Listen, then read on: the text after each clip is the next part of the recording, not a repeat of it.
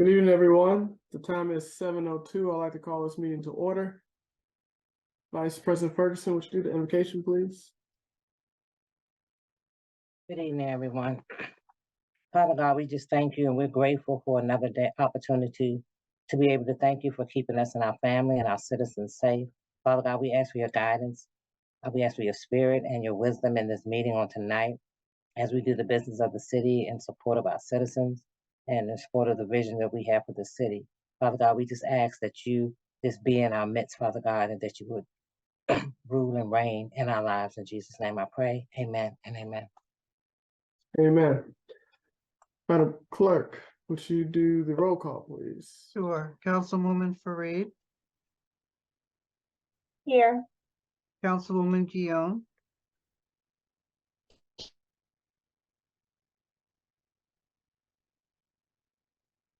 Councilwoman Guillaume, Here. Councilman Hairston, Here. Councilman Herring,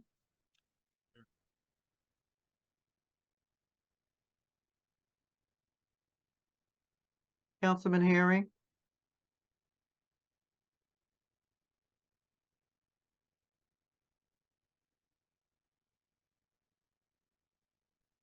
Sorry, here. Councilwoman Jones, One here. Council Vice President Ferguson, Here. and Council President Curtis. Here. You have a quorum. Thank you. Is there a motion to adopt today's agenda?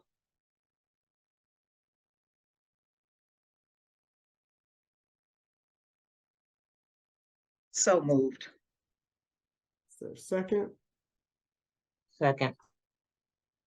Any discussion? Yes, Mr. President. Councilman Herring? Yes, I submitted a resolution for recess in December and it's not on the agenda. I like it put on the agenda. Or any other discussion?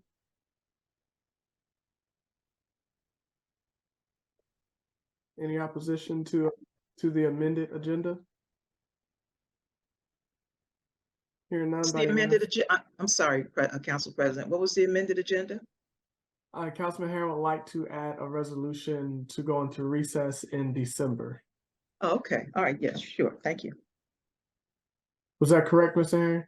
Councilman Herring? Yes. Okay. Any opposition to the amended agenda? Hearing none by unanimous consent, the agenda is adopted. Okay, first on the agenda are the minutes. As we discussed before, due to a technical glitch, we lost minutes dating back to June. And so the council clerk has worked tirelessly to go back and redo those minutes. So we have a large set of minutes dating back to June on the books that will be voted on in a couple of weeks. Are there any comments, questions?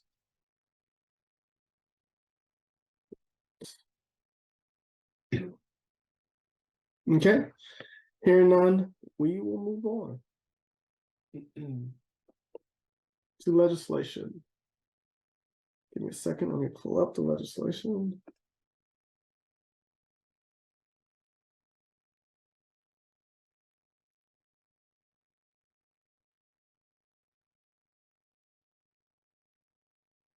Next up is ordinance for ethics and ethics ordinance amendments per state ethics commission. The sponsor is Vice President Ferguson. It's at the request of the administration. Are there any questions or comments related to this legislation, this ordinance? Yes, Mr. President. Councilman Herring?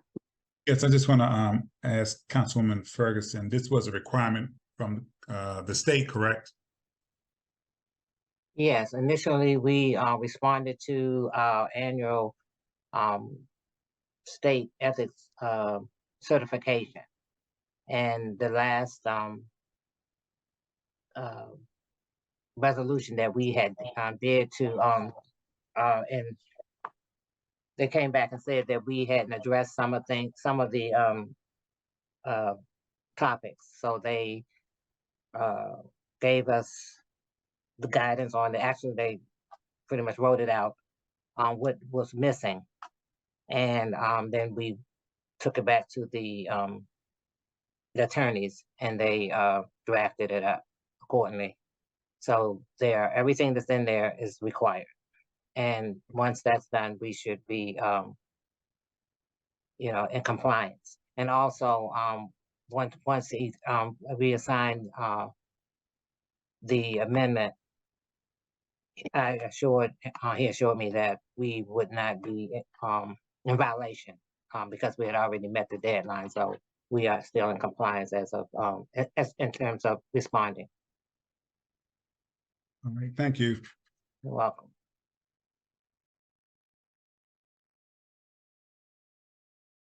Thank you, Councilman. Any other comments? Questions? No, I'm done, thanks.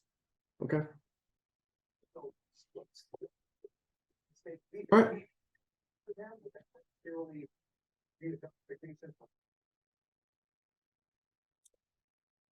Okay.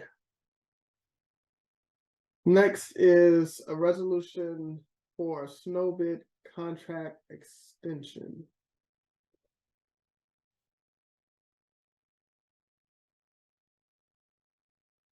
It's not in order.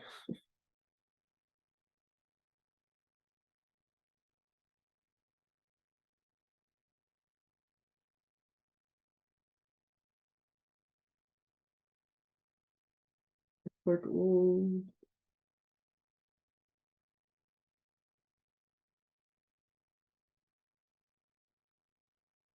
Council Clerk, do you have that resolution? I'm sorry, 1 second. Council Member Fareed. Council President, I think the next resolution on the agenda is different than what you just stated. I think it's supposed to be the resolution for approval of payment to G. Macy Nelson Law Firm. Thank you. That's why it wasn't in order. I wasn't in order. Sorry about that. The page went down. The next resolution is a resolution to approve, resolution for approval of payment to G. Mason Nelson Law Firm for legal work pertaining to the Alta Woodmore project.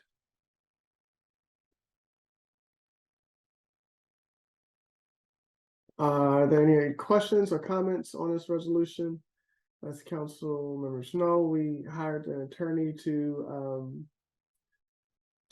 represent us to fight against the Altawood project that's happening right behind the St. Joseph's Church, and the representation went to the district court, and stated our opposition to it. Unfortunately, the district council, and the district council, with a few amendments, decided to move ahead with the plan for the project. Are there any questions or comments?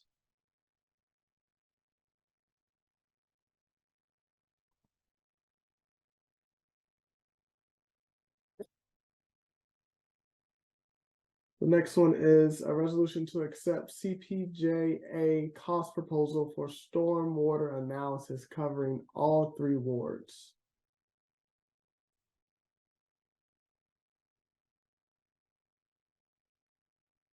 Are there any comments or questions as relates to that piece of legislation? Yes, Mr. President. Councilman Harry?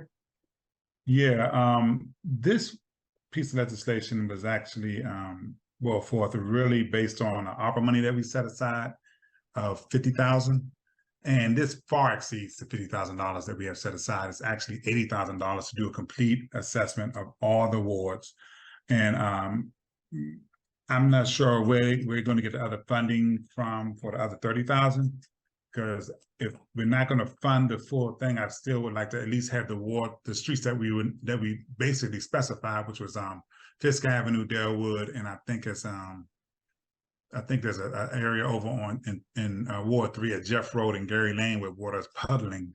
I would at least like to have those three looked at, but this far exceeds what we have in the budget for this project. The total is $80,000. And we only have $50,000 in the budget.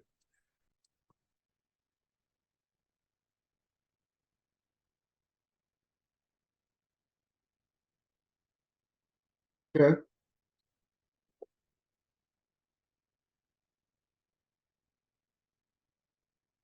Councilwoman Jones. Okay, and looking at the document that the city manager sent over, she gave some options for funding, or not options, but she showed it in a paragraph in her analysis for funding of where we could get the money to do the additional if we wanted to. So maybe we need to hear from the city manager. Thank you, Council President. Second, we continue. See where it says funding, right there, funding. Yeah, I'm trying to see everybody now so I can see if the city manager is on. I'm here. All right, Ms. Can Habita, would you like to? Sure. Sources of fundings that can get us to the 80,000. Yeah. The Prince George's County Stormwater Stewardship Fund. The application deadline is November 30th. And reviewing it with the grants person, Mr. O'Connor, he does not believe that the categories that they are looking at would fit with what we want to do. I did put in a call to Nguyen Lee, and I did not hear back from her either by email or by phone today. So I don't have an answer on whether or not that's going to work for us. We could try it and see what happens. It's my understanding that the management of that fund comes out of the Department of the Environment, not out of Department of Public Works and Transportation. And I was hoping that the Haitham Hijazi with CPJA would have some contacts for us who could help us get through that process. But apparently that's not possible. And on that in that department, he was never, head of that department, just DPWT and also DPI. Okay. So it may not work. Okay. And so are we going to? How then do we move forward with if it won't work for all the wards, how do we move forward with targeting the priorities that Councilman Harry outlined? I think it'll be a lot less expensive, certainly Fisk, Delwood, Jeff, and Gary, to move forward on that. And we can get a proposal specifically just for that small area. Okay. Then if we can, engage them to get another proposal, I think we could just amend this resolution for that particular purpose. Any opposition to that from council members? Mr. President, one question I want to ask the city manager, because looking at the proposal that they gave, a lot of the things that they're going to do is it's usually provided free by the county, and I'm just trying to figure out, through the city manager, is there a way we can get them out here to do some of this stuff, free of charge? I mean, we can get another cost proposal from them for just that smaller area, but I was just wondering, could we get stormwater management out here to look at some of this stuff? I mean, they came out one time before, so they may not again. So I don't know, but I think we should look at that also. I mean, so like I say, reduce the scope of the work, and then still, I think we still should look at the county for some of these services also and see if we can save ourselves some money that way. Sure. All right, thank you. Thank you, Councilman Harry. All right. And on the comments, we'll move on to the next item on the agenda, which is now a resolution for snow bid contract extension. Are there any comments from council members on this?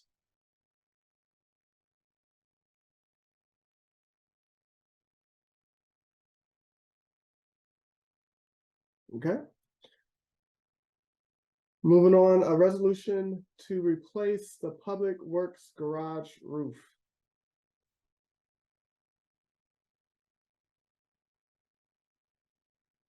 This was at the request of the administration. If council members have been downstairs, you will see that public working conditions are not satisfactory. So, are there any comments, concerns, questions related to this piece of legislation, Councilman Harry? Yes. Okay. I'm a little confused.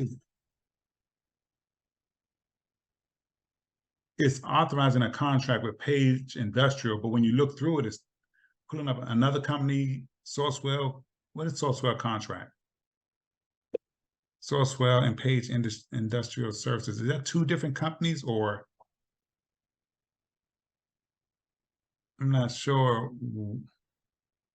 It says Page Industrial Services give us a proposal, but then when you look at it, it says an agreement to modify and extend Sourcewell contract. So who are we? Is this a Sourcewell and they're subcontracting it out to Page Industrial Services? Ms. Tabita? Mr. Simpson can answer that. Is Mr. Simpson on the call? Yes, Council President. Mr. Hello, Simpson? yes. Yes. Councilman. Yes, it's, Sourcewell is the company that provides some of the indefinite quantities contracts to be able to piggyback on other state and government entities that have done the bid work, similar to when the county obtains a indefinite quantities contract. Sourcewell also provides that for several other things. Sourcewell, at one point, along with Gordian last year, if you can remember, was going to provide options for the paving. We were fortunate to be able to find a different option through the county, but Sourcewell does provide those connections for that, and I can work to get that additional information to you. Page Industries is the actual contractor. They have an electrical component as well as, or I say a general contracting component, as well as electrical component for other areas. We did obtain, or I did get two other proposals from Wagner as well as Protected Roofing, and I can provide those posts just to show the difference in pricing. But we went with Sourcewell to be able to piggyback on a contract through them to not have to do an RFP if it wasn't necessary. Okay. Councilman Harry?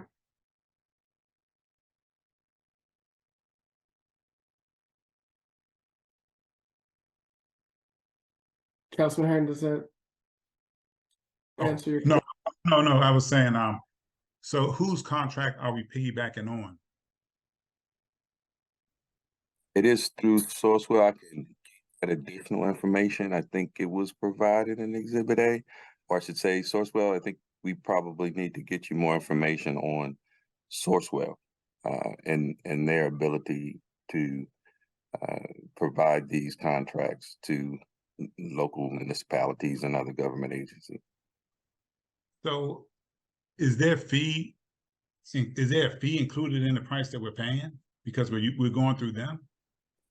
No, sir. Companies pay to subscribe to Sourcewell to be able to be vetted and be, I guess, channeled into contracts with local municipalities or other government industries. But any fees that are paid, they obtain that from contractors. So they're just so we can just go to them and say, okay, we need a contract.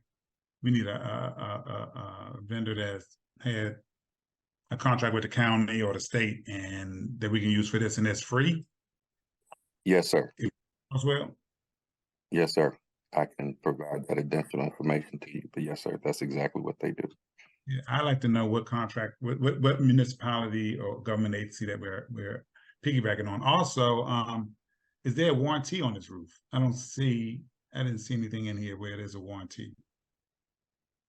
I will make sure I get that information to you. I believe, yes, there is. It It's may not not in- have been included. It may not have been included here. No, it's no warranty. I didn't see one unless I'm overlooking it. It's just more, it's just a basic breakdown on the cost, but no warranty on the roof and the work.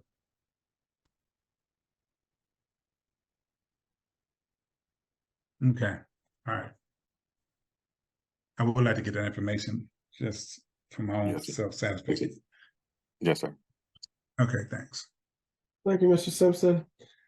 Thank you, Councilman Herring. Are there any other comments or questions related to this resolution? All right, hearing none, we'll move on to the resolution to authorize the purchase of radios from Motorola Solutions, Inc. for new police vehicles and for officers. Are there any comments or questions? Yes, Mr. President. Councilman Herring?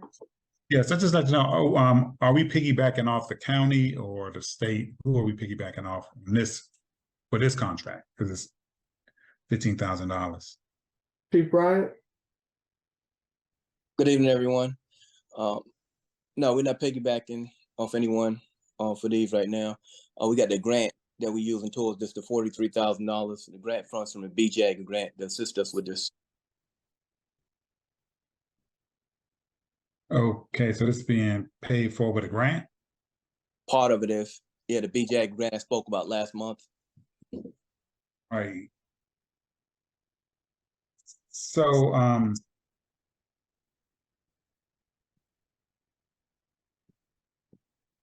so why are we quoting section 818 of the charter, which is speaking about the bid process for Prince George's County if we're not piggybacking off the bid, if we're not piggybacking off of Prince George's County?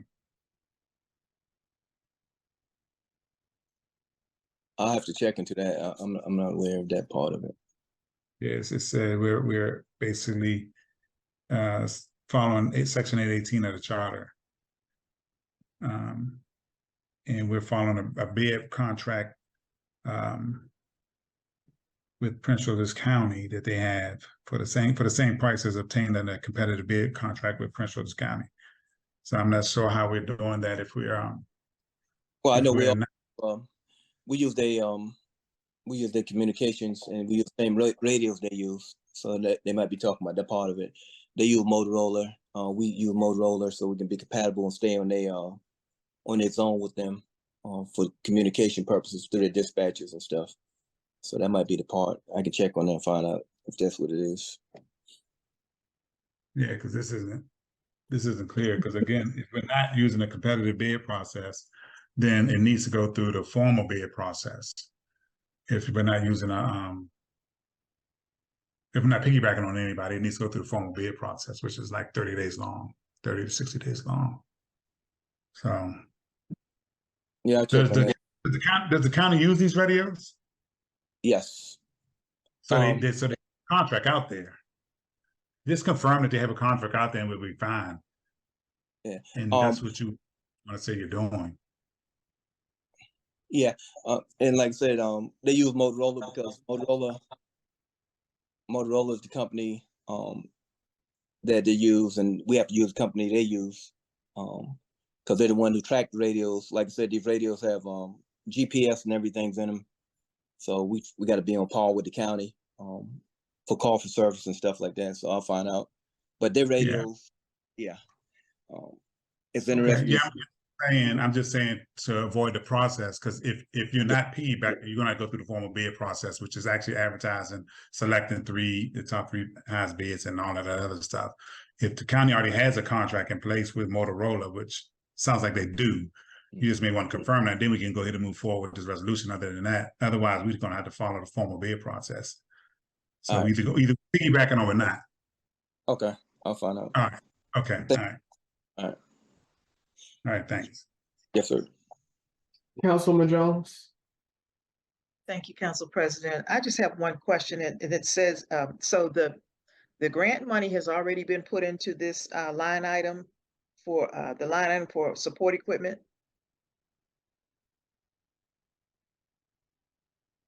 I won't be able to answer that. The treasurer will have to answer that question. So have we received the grant money? I know we. Good, Go ahead, Dan. Mr. good Stewart? afternoon. Thanks, President Curtis. The grant money has not been transferred into the account as yet, but I'm still looking out for it. Thank you. Okay.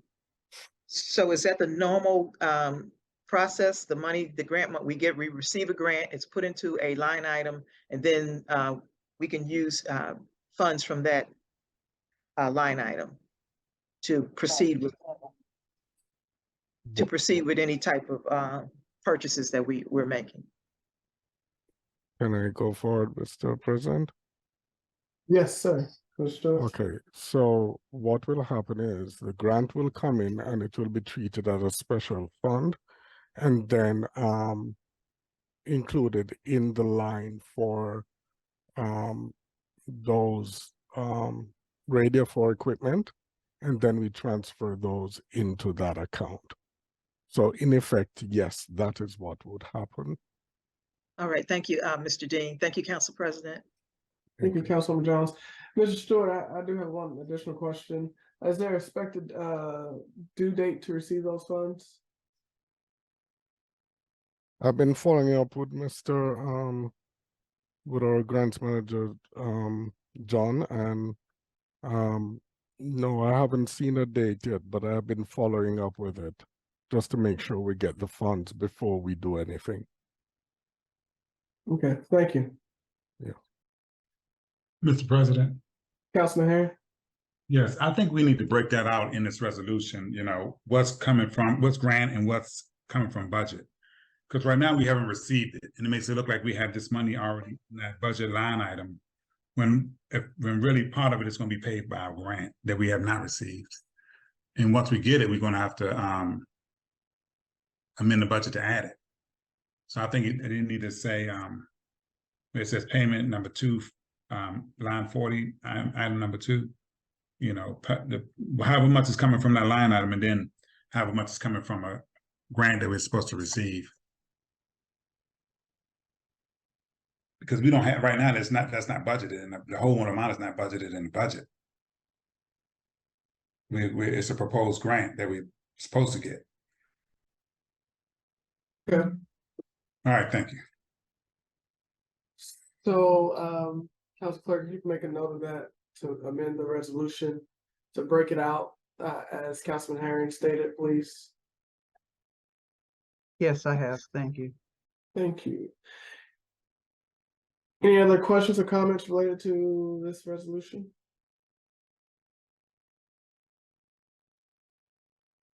Okay. On to a resolution to approve the extension of production service contract with Steel Beach Production, LLC. Our contract with Mr. Gray is coming to an expiration and we need to extend it. Are there any questions, comments regarding the extension of this service via this resolution? Councilman Harry? Yes, Mr. President. Could, just for future reference and even really now, could I get a copy of the contract that we're extending? Because that's not attached. We just got the resolution. I'd like to see the contract also. Okay. Council Clerk, you can share that with the entire council, please. That's it. Thank you. Yes, I'll get it from Monet and send it out. Thank you. Any other comments or questions? Okay. Next is a resolution to approve an extension of trash contract. A resolution to approve an extension of trash contract with Good Trash Removal, Inc.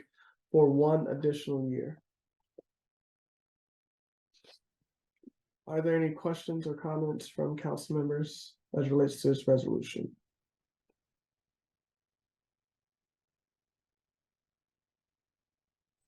Yeah, Mr. President. So Councilman Harris? how, what is that taking that up? What is it taking trash up to now for 2024? I'm sorry, I say know it we were again? paying, what is the total amount we're paying per year for trash pickup now? It was $700,000 with this 3% increase. What is it, 721, something like that? 721,000? Yeah, that sounds about right.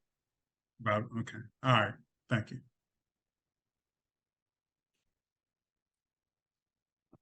Any other comments or questions?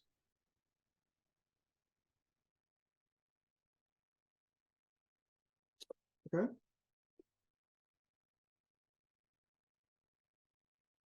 Next up is a resolution to approve a contract for parliamentarian services, Dr. Grant. I don't think you can see this, actually. Let me stop sharing. Are any questions related to this? That we have allotted $10,000 in the budget for parliamentarian. Are there any questions as it relates to extending or establishing a contract to exceed $6,000 for our parliamentarian?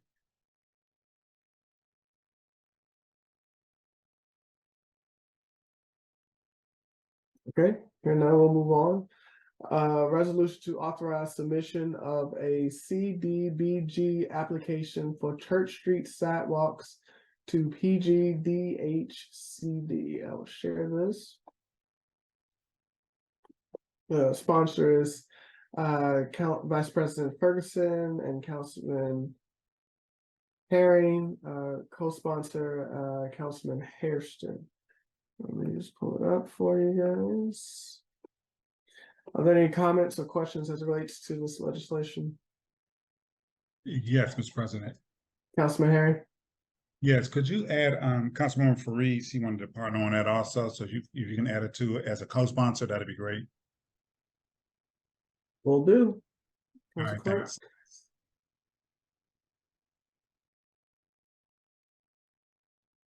Any other comments or questions? All right. Hearing none, we'll move on.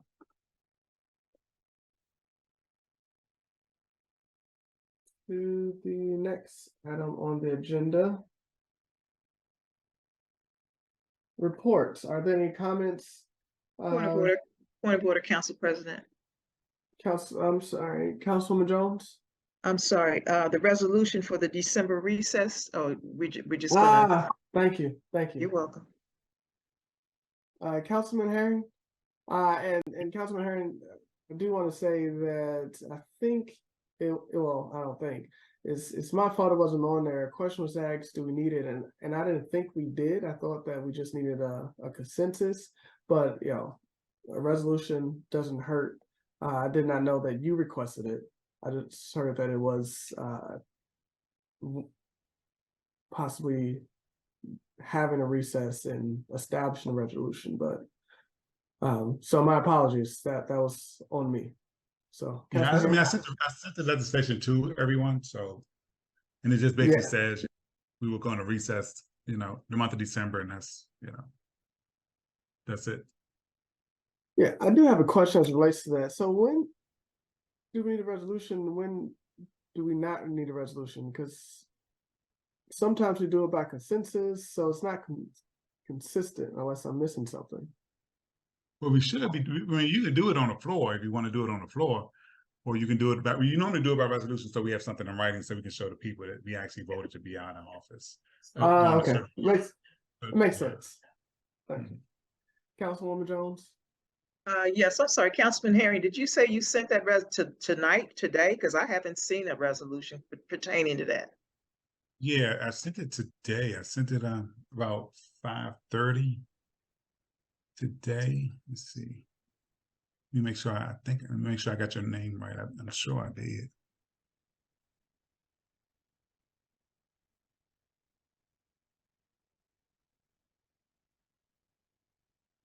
Yeah, you should have gotten it. But you know, I don't know about the city service. I already know it blocked some emails, so but I did send it out earlier this evening. Oh, I see it as, but it was at 6:47. Yeah, Oh, okay, yeah, 6:47. I typed it up at 5:30. Yeah, I got it at 5:30. Yeah. Okay, so you're saying that my name was on that email. Your name's on it, yeah. Mhm. Okay, thank you. Okay, yeah. thank you, Councilwoman Jones. Any other comments as relates to having a recess for December, for the month of December 2023? Okay, hear none, and again, thank you, Councilwoman Jones. I forgot about that. We'll move on to administrative reports. Are there any? I'm sorry, Vice President Ferguson. You can go ahead. I'm sorry. You were gonna ask about the administrative reports? Oh, yes.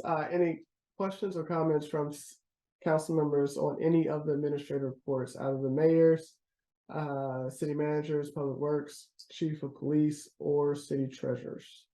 Vice President Ferguson. Yes. Thank you, Council President. I do have some questions and some comments concerning the mayor's report. Her Yes. first entry on her report, I guess people can put whatever they want on their reports, but I don't think that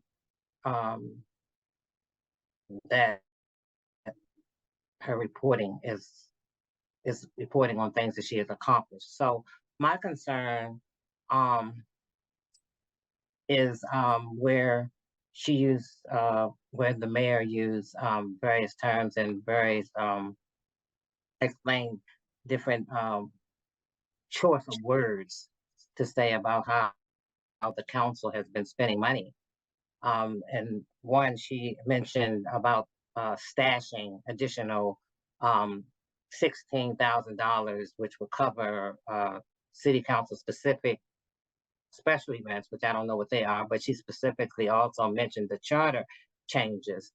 And so I will let, as far as the charter changes and any funds concerning that, I will ask that Councilwoman Fareed would talk about that. But I would like for the mayor to explain how the council is stashing money, how we are using money egregiously, how we are absolutely abusing, how we the money that we spend is lack of transparency, how we are using tactics, how we're wasteful, and how she has insinuated that we are not respecting the citizens' hard-earned money as a result of this particular entry. I really need for Mayor you to explain this, and I really don't believe that this type of grumbling should be something that would be in a monthly report, because it's not edifying anyone. You can always come to us and talk about this. And I would like to say also that there's little to any truth in that. So could you please respond, please? Thank you. Mayor Cross. Thank you, Council President. Thank you so much, Councilwoman Ferguson, for asking the question. I am responding in kind to ordinance number 01-2024.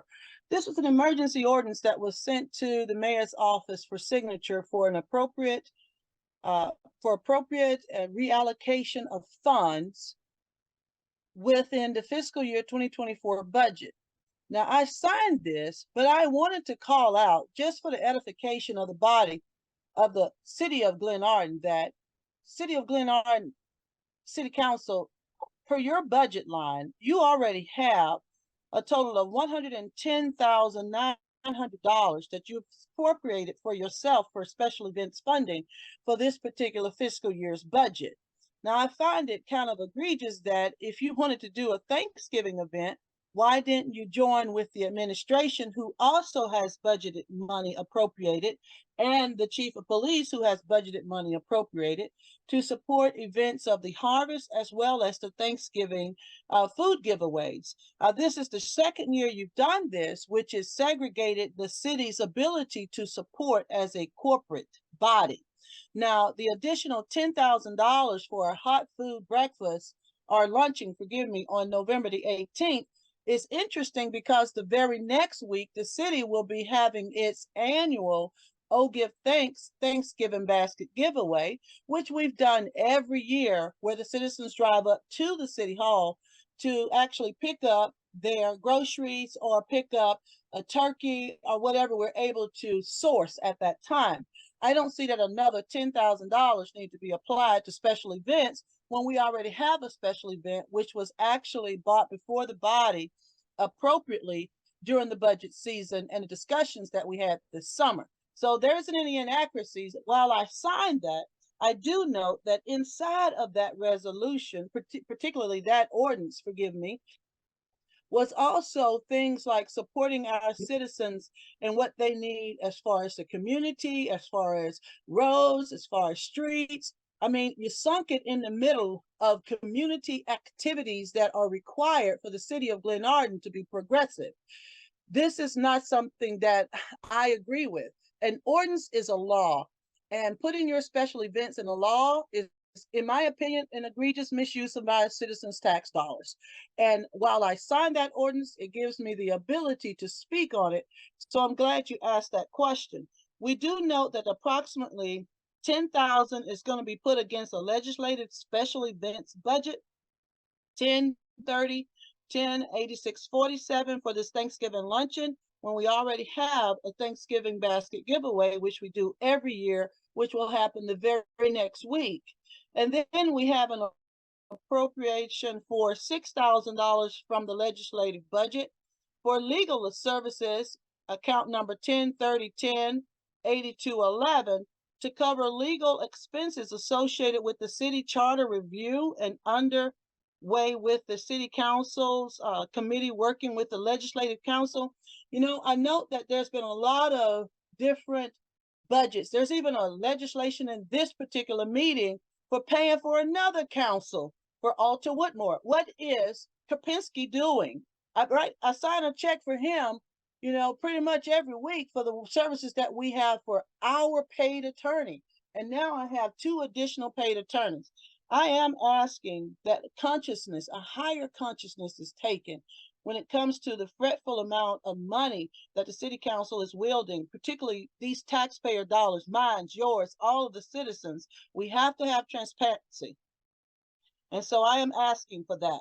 Now, that's the response to your question. It was assigned ordinance 0-01, 2024. Thank you. Okay. I would just comment on a couple of things. You did say that you didn't agree with it, then you should have vetoed it, which would have been evident, because you vetoed it, whether we overrode it or not. The other thing is, as far as the attorneys are concerned, there are attorneys that have different specialties. If in my personal life, you know, if you you might need a real estate lawyer, you might need someone to do a will, you need, you know, a divorce lawyer. You have specialties. What Kapinski does is not necessarily what we needed for the apartment situation. So And and I would just advise, if you have any questions concerning that, you can always ask. I mean, we're not just throwing money up in the air or just using it haphazardly. We do it for a particular reason, because it's all of our taxpayers' money. We pay taxes too. So while you comment on things, a lot of times you make it worse than what it is. And people that do not do their research then believe that. And you're making and overall, I'll just say again and again, I've told you this many times, individually and in public. If you have beefs, we need to come together to talk about it, because every time, I don't want senators and different people comment, because the bottom line is it affects the city of Glenarden. And still, you gave your explanation, but as far as I'm concerned, it is still inadequate and it was unnecessary. And so as far as the Thanksgiving event, if a council person wants to speak on that, then they can. But and another thing I wanted to add too, yes, we do have a large budget in events, but we have major events. We have the Christmas party, we have the Glenarden Day, we have a Sponge Day, we have large events which need to be funded. So it's not like, you're just taking money and spending it, just recklessly. I yield my mic. Thank you, Vice President Ferguson. Councilwoman Fareed. Thank you, Council President. I just wanted to address the charges for the Charter Review Committee. Per Resolution R34/2022, we did put aside money for a attorney specifically for charter review purposes at 30 hours for a discounted rate of $200 per hour. We did not use that $6,000 in last fiscal year, and so that is why that money has been added. So it's not additional money. We were actually very judicious with how we utilized the attorney's time last year. We really only used the attorney for a couple of meetings and for the public hearing, which if you were there, citizens or others on the call, you know that was a long meeting, but we did not spend anywhere near the $6,000 that we originally budgeted for that. We do have several other meetings that are coming up, and I will talk about that under topics of discussion, in which we will be using some of Ms. Ruff's time. And again, that's at $200 per hour and a total of 30 hours.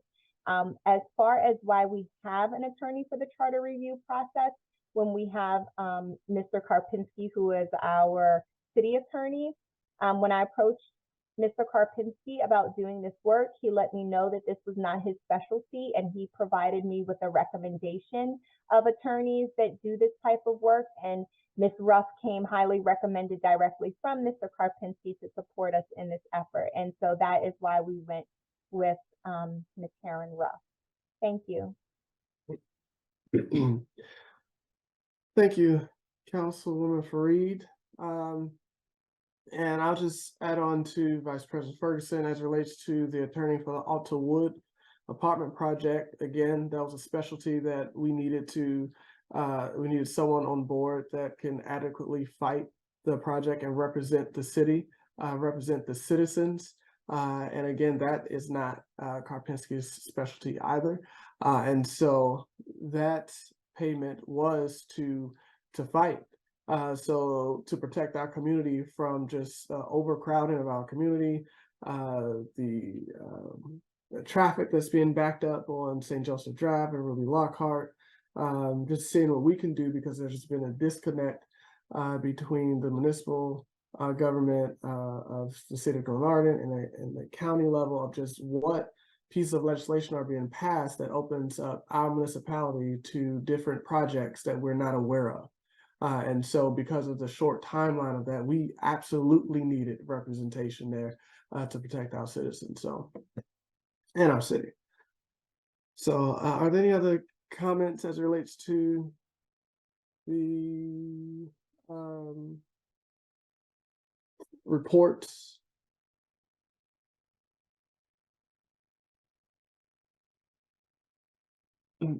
Sorry, 1 second.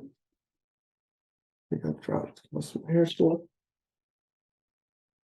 And as it relates to transparency, everything that we have paid for or put in to spend has been in resolutions and been brought forth in a work session. We give opportunities for citizens to come and comment on legislation before we pass legislation, and then we vote on legislation. So with that, I will move on if there are no other comments. Relates to the administrative reports. Then we'll move on to topics of discussion. First up on topic of discussion is the police department. So, as the council and the mayor knows, we met with the chairman of the Budget and Taxation Committee for the state of Maryland to see if we can get some funding for a police station. The gentleman and toured our police station, and I am sorry, Council Miss Habita, could you remind me of the name? I don't want to mispronounce the name of the gentleman, or Vice President Ferguson.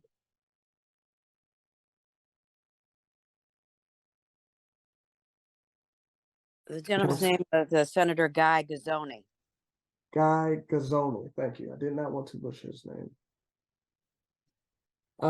So Senator Benson and Senator Gazzoni came out, toured the police station with some council members, with the chief of police and police officers.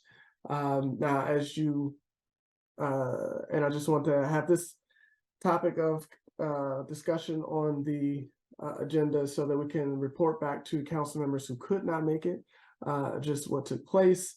And really, that's all that took place. Is the council, as the senators toured the police station, we discussed what level of funding is available to our municipality and what we will need to do to move forward with it. I will say that everyone was invited, including the mayor. And so it was open to all elected officials, and understandably so. You know, some council members couldn't make it, and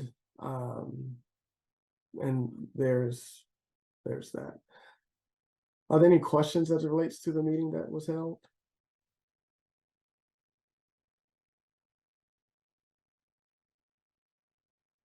And just so we're clear, I'm sorry, Councilmember Herring? Oh, yes, and oh, go ahead, because I was going to talk about the building. Go ahead.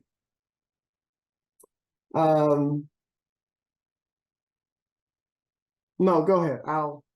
Okay, yeah, because I just wanted to say, you know, again, with the police, the new building that we're looking at, one as a council member, and I think all of us as council members really need to see the plans that were laid out for this building, to see what it actually is going to look like.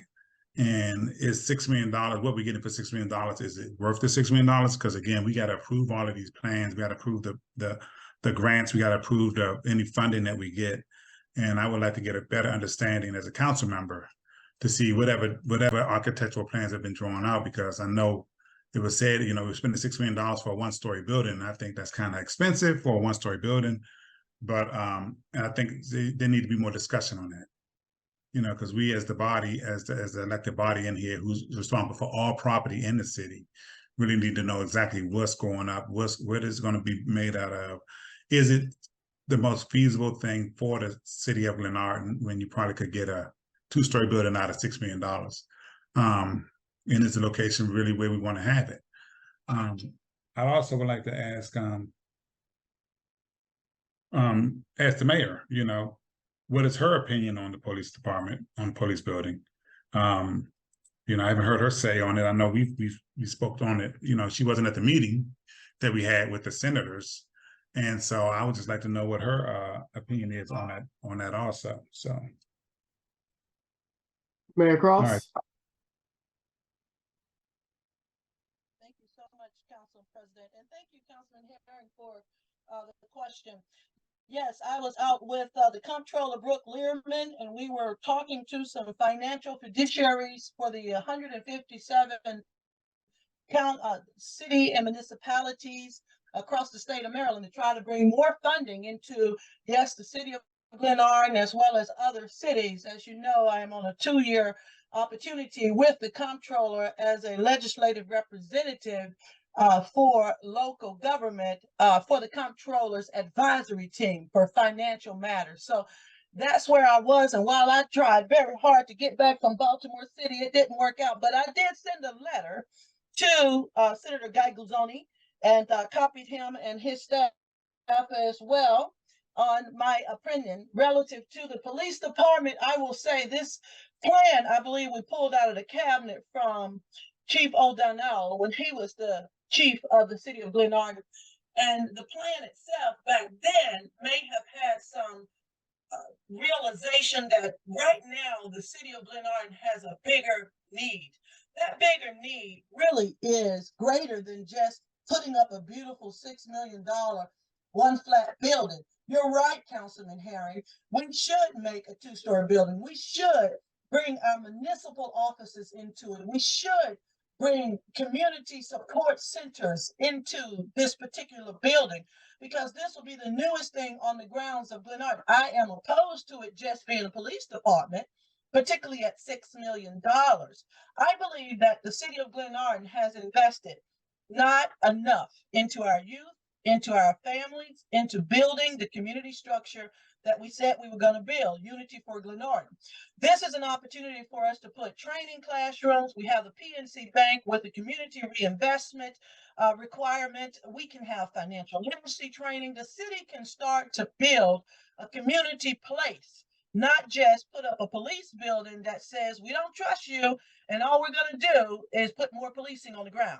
This building has to represent Glenarden. So I'm glad you highlighted that, Councilman Herring, because we need to make sure that this building, when it is built, it will be the newest thing on the ground, that it edifies the body as well as presents an opportunity for us to take care of our wonderfully diligent officers and the chief. So I'm honored to say that, yes, Senator Guzoni has my voice at the table. I do want to acknowledge the meeting and the work of the executive assistant, Jordan McLong, who put in a lot of time and hours to ensure this meeting happened for everyone. But I do want to acknowledge that this building needs to be more community inclusive. How will this building make money for the city? If the city already pays 55% of its budget in policing as well as the code enforcement, they take 55% of the budget. So let's consider a building that doesn't make money for the citizens. It's more tax drain. And that's where we want to make sure that when we are doing strategic planning, that it is smart, economical, and that it benefits the whole of community. And yes, we have a municipal center that's aging. The lights and all of the electricity, Councilman Herring, you've talked about this several years, that we need to do more with the electricity. I believe we've already lost one building to a fire. It's really important that this building at $6 million edifies the body, takes care of our forces, as well as takes care of your municipal leadership. Let it be the beacon of the Glenarden that we hoped to build. Thank you.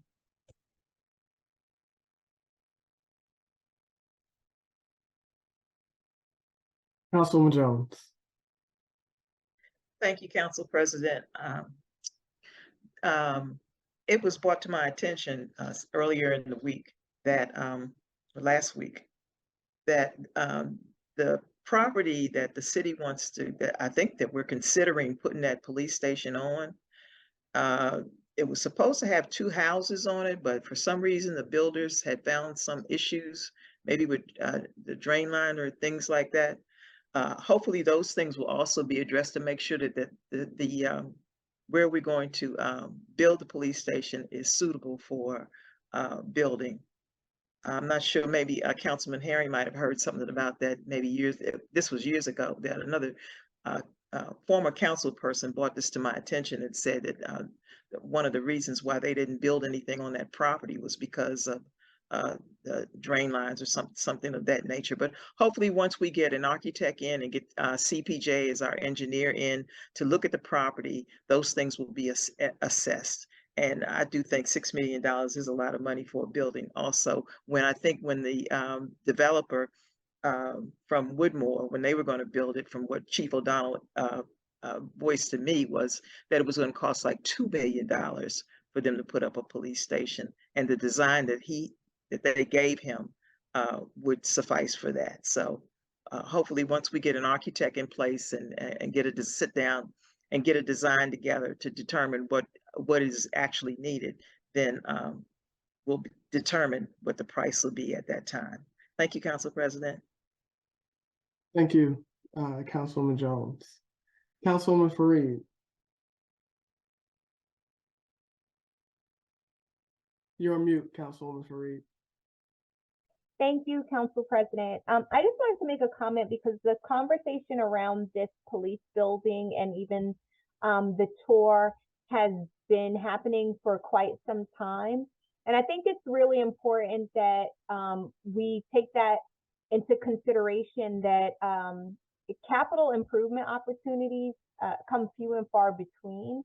And it's really important that as a body, we are collectively discussing and identifying what our concerns and needs are in advance of meeting with the people who may be decision makers around allowing and granting us the funds that are needed for these capital improvements for the benefit of our city. I think some of the ideas that have been raised are, great ideas. I just think that bringing them to light after the fact looks like we're not a cohesive unit, and could potentially cost us the opportunity to have this improvement and then even have any other improvements, because if we continue to look like a disjointed body in front of these people who have no idea what may or may not be going on in our city, it's, we're just like a family. When we go before others, we need to be united in our speech, united in what our requests are. And if there's anything that we are in disagreement about or would like to look at differently, we should be doing that amongst ourselves and not, again, bringing that to the attention of others outside of our city, especially those who are elected officials that would have say over whether or not we would be allocated funds for this type of project. Thank you. Thank you, Councilwoman Fareed. I just want to piggyback off that as controlled as I can. It is very counterproductive for elected officials or an elected official to go behind the city's back and fight against what collectively the city is fighting for. I think that if there is any opposition, as Councilwoman Stokely said, that it should be brought forth to these meetings so that we can discuss and we can hash it out and we could be on the same page. And just to be clear, it was just really counterproductive, Mayor Cross, for you to reach out and potentially sabotage something that could benefit the city. I'm here, all the city council members are here, and if Councilmember Herring had not asked the question, we still wouldn't know, but Senator Garzon would have known. And that's unfair to the city. And we talk about transparency. You talked about transparency earlier. We cannot pick and choose when we are transparent. And I think transparency would have been communicating to the council and the citizens if there was an opposition to it, and perhaps we could have come to some common ground. But there have been plenty of opportunity to discuss this. It was not done. And I just find it very unfortunate, the route that was taken to speak against this project. I agree with Mr. Herring that we need to look at some more things, but just being on the same page and fighting for the citizens of Glenarden, our police officers who share pretty much a closet to work in. Yeah, that's just I find that a little bit distasteful. So with that, I am going to stop there and say that I'm hopeful that we can continue to communicate, even if we don't necessarily agree with one another, that we could communicate in-house before we take things out-house. I think I'm gonna leave it there. Vice President Ferguson. Yes, I just wanted to say for the record, in coordinating this walkthrough with Senator Benson and the other senator, it was between 2 to 3 months trying to coordinate, working with the city manager and and Jordan, the executive. He did an excellent job. I worked very closely with him, polling to see who was available for those dates.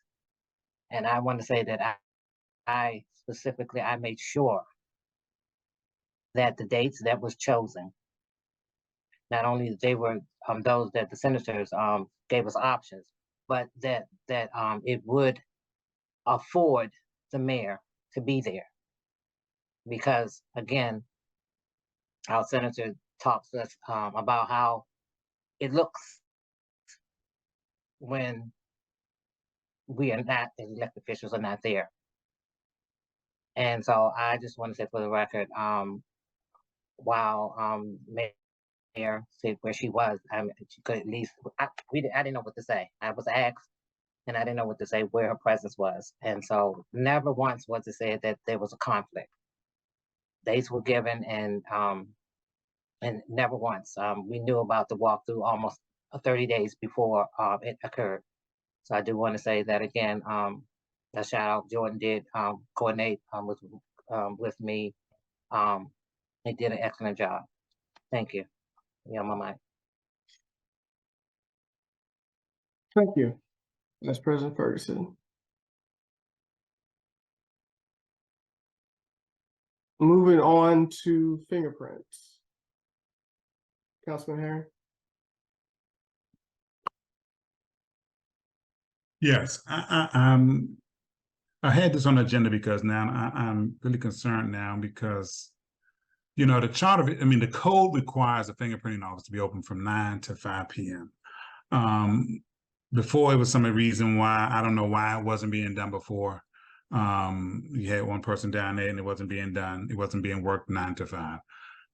It was only a certain number of hours. Then I found out when the person that does fingerprinting isn't there, we send people to Capitol Heights, you know, to get fingerprinting. So that's money that we're losing, you know. So I do want to congratulate Michelle Cheek because she just became a certified fingerprinting technician. So now we got 2 people down there. So I'm really expecting the fingerprinting to be done according to what the law says from 9 to 5. I mean, I mentioned it to the chief. I said, you know, this council has been very, very generous to the police department in the way of giving them equipment, cars, salaries, everything we could possibly give them, you know, to make it a better department. And all I'm asking is that this fingerprinting be open to recoup some of what we're putting out, you know, back into the community. You know, we can make a pretty penny if we have it open in hours that it's supposed to be open. And my thing is this, the bottom line is this, it really don't have a choice in it. The law is quite clear. The code says 9 to 5, that's what it needs to be, 9 to 5. And I am expecting the code enforcement, fingerprinting to be open 9 to 5. So I just wanted to put that out there because when I bring it up again in a much more aggressive way, I don't want to hear nobody saying Councilman Herring didn't say anything earlier. Because I'm not, just don't understand how we're just giving away money when, you know, we have a need so great. We can spend $6 million on a police department, on a police building, you know. So I think we need to, you know, big chunk of it is grant money, about $2.2 million of it is tax dollars. So I think we need to recoup some of them tax dollars by making sure that the fingerprint is open. It ain't gonna be much, but it'll be something. So I just wanted to bring that out. All right, thank you. Thank you, Councilman Herring. Councilman Jones, do you want me to go to you before I go to the chief, or? Yes, you want to- please. Yes. Councilman Jones? Thank you, sir. When Ms.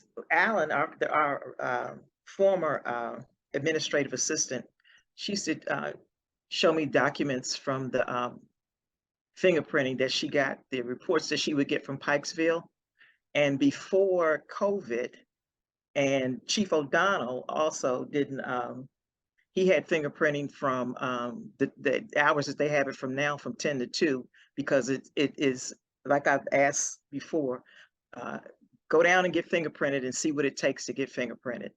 So the fingerprint department was making, Miss Allen showed me a document showing that the fingerprint was making, this is a hypothetical, I have to get that document out and send it to the council, but this is hypothetical as far as the funds. Let's say they were making $100,000 or $80,000 before COVID, working 10 to 2.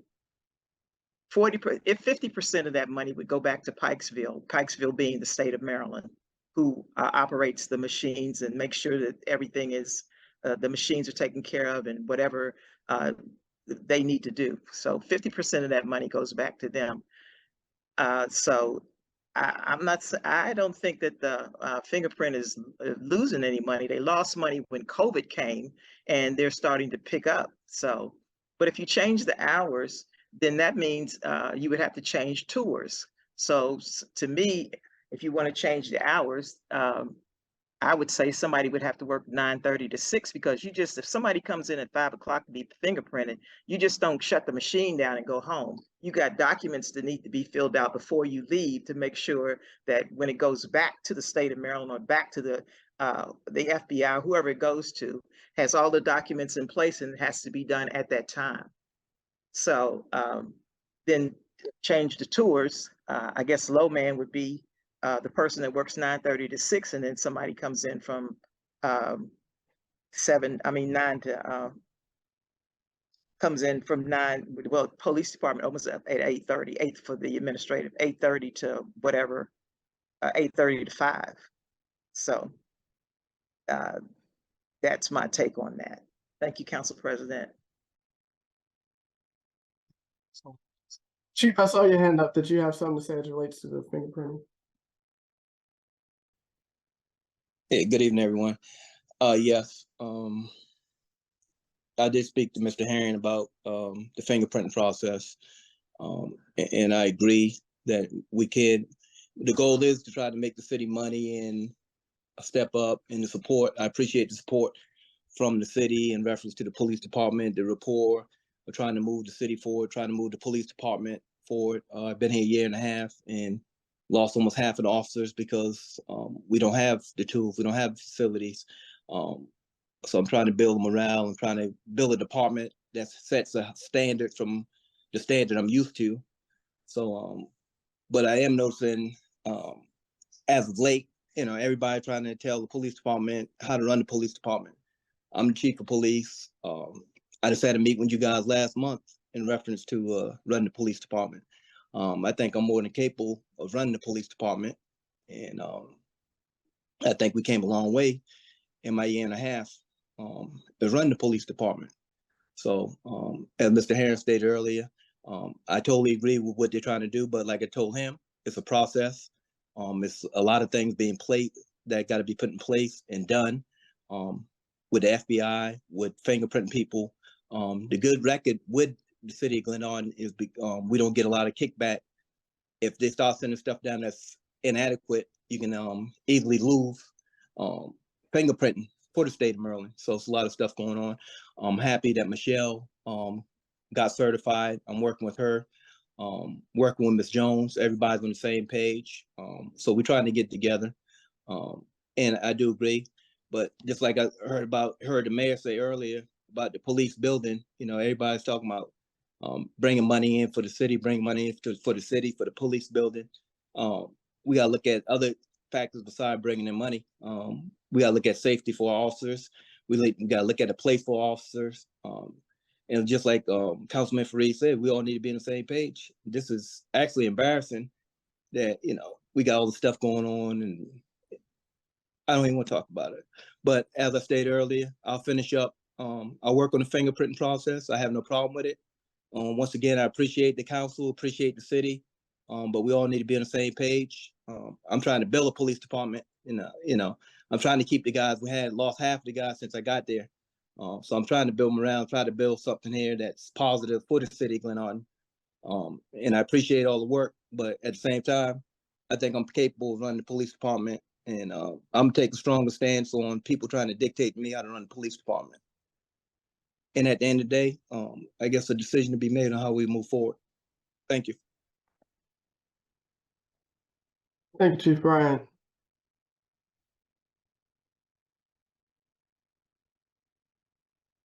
Veterans Memorial.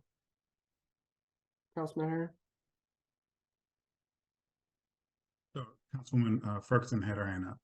No, I'm sorry, Councilwoman Ferguson. I'm so sorry. That was old. Let me take it down. Thank you. Oh, okay. Let me just say this. I'm sorry. I do see the mayor's hand up okay. as well. I'm not going to the mayor, but the mayor, you could put your hand down.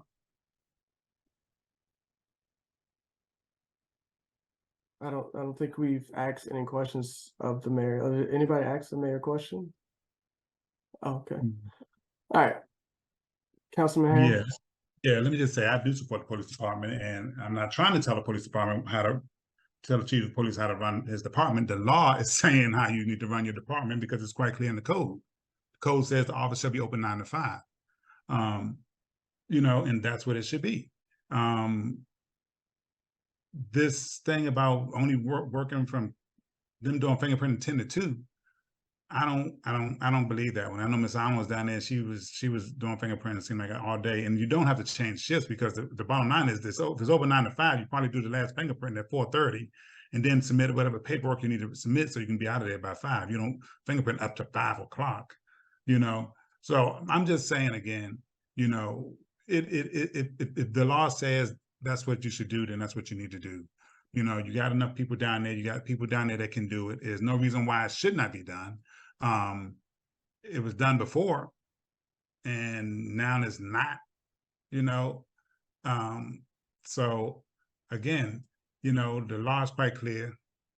It says, and if you want to change chapter 71 of the code, then that needs to be changed. But right now, the code says when the fingerprinting services will be. And again, it's revenue into the city. It's revenue to help the department build up for things that you may need. That's additional money that's coming in that we could put toward more public safety equipment and services and other items that the department may need. So when it's all said and done, I think we all want the same thing. I'm just looking at the law, and I'm looking at the funds, and I'm just saying, we all need to pitch in somewhere. And if that's a revenue stream that we can utilize to bring in additional services to the police department or anywhere else, it's no different than the go room. I expect the go room to pick up services and have more going on, because again, that's a revenue stream for the city. Wherever we have a revenue stream, it needs to be increased. We're running on a $4 million budget, and when opera money is gone, it's gone.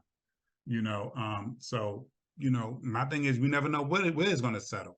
We never know when the housing market may turn and probably assess prices drop, like we did in 2008, and when the city lost millions of dollars, and we were getting ready to lay off plenty of employees, but we were able to survive that by having revenue come in that we were able to set aside in a nice reserve. But so again, it isn't about telling somebody what to do or how to run a department. It's what the law is saying that you have to do to run your department.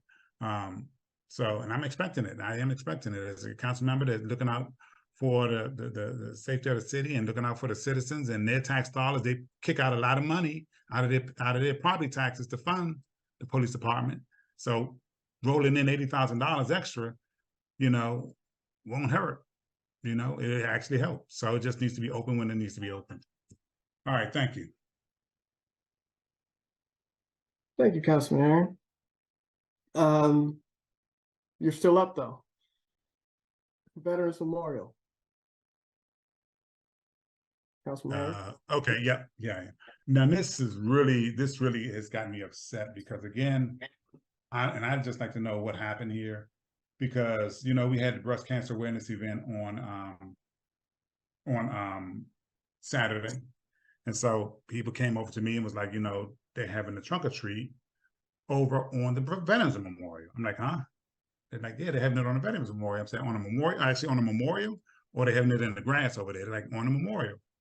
And I'm gonna tell you honestly, as a person who fought really hard to get that built, and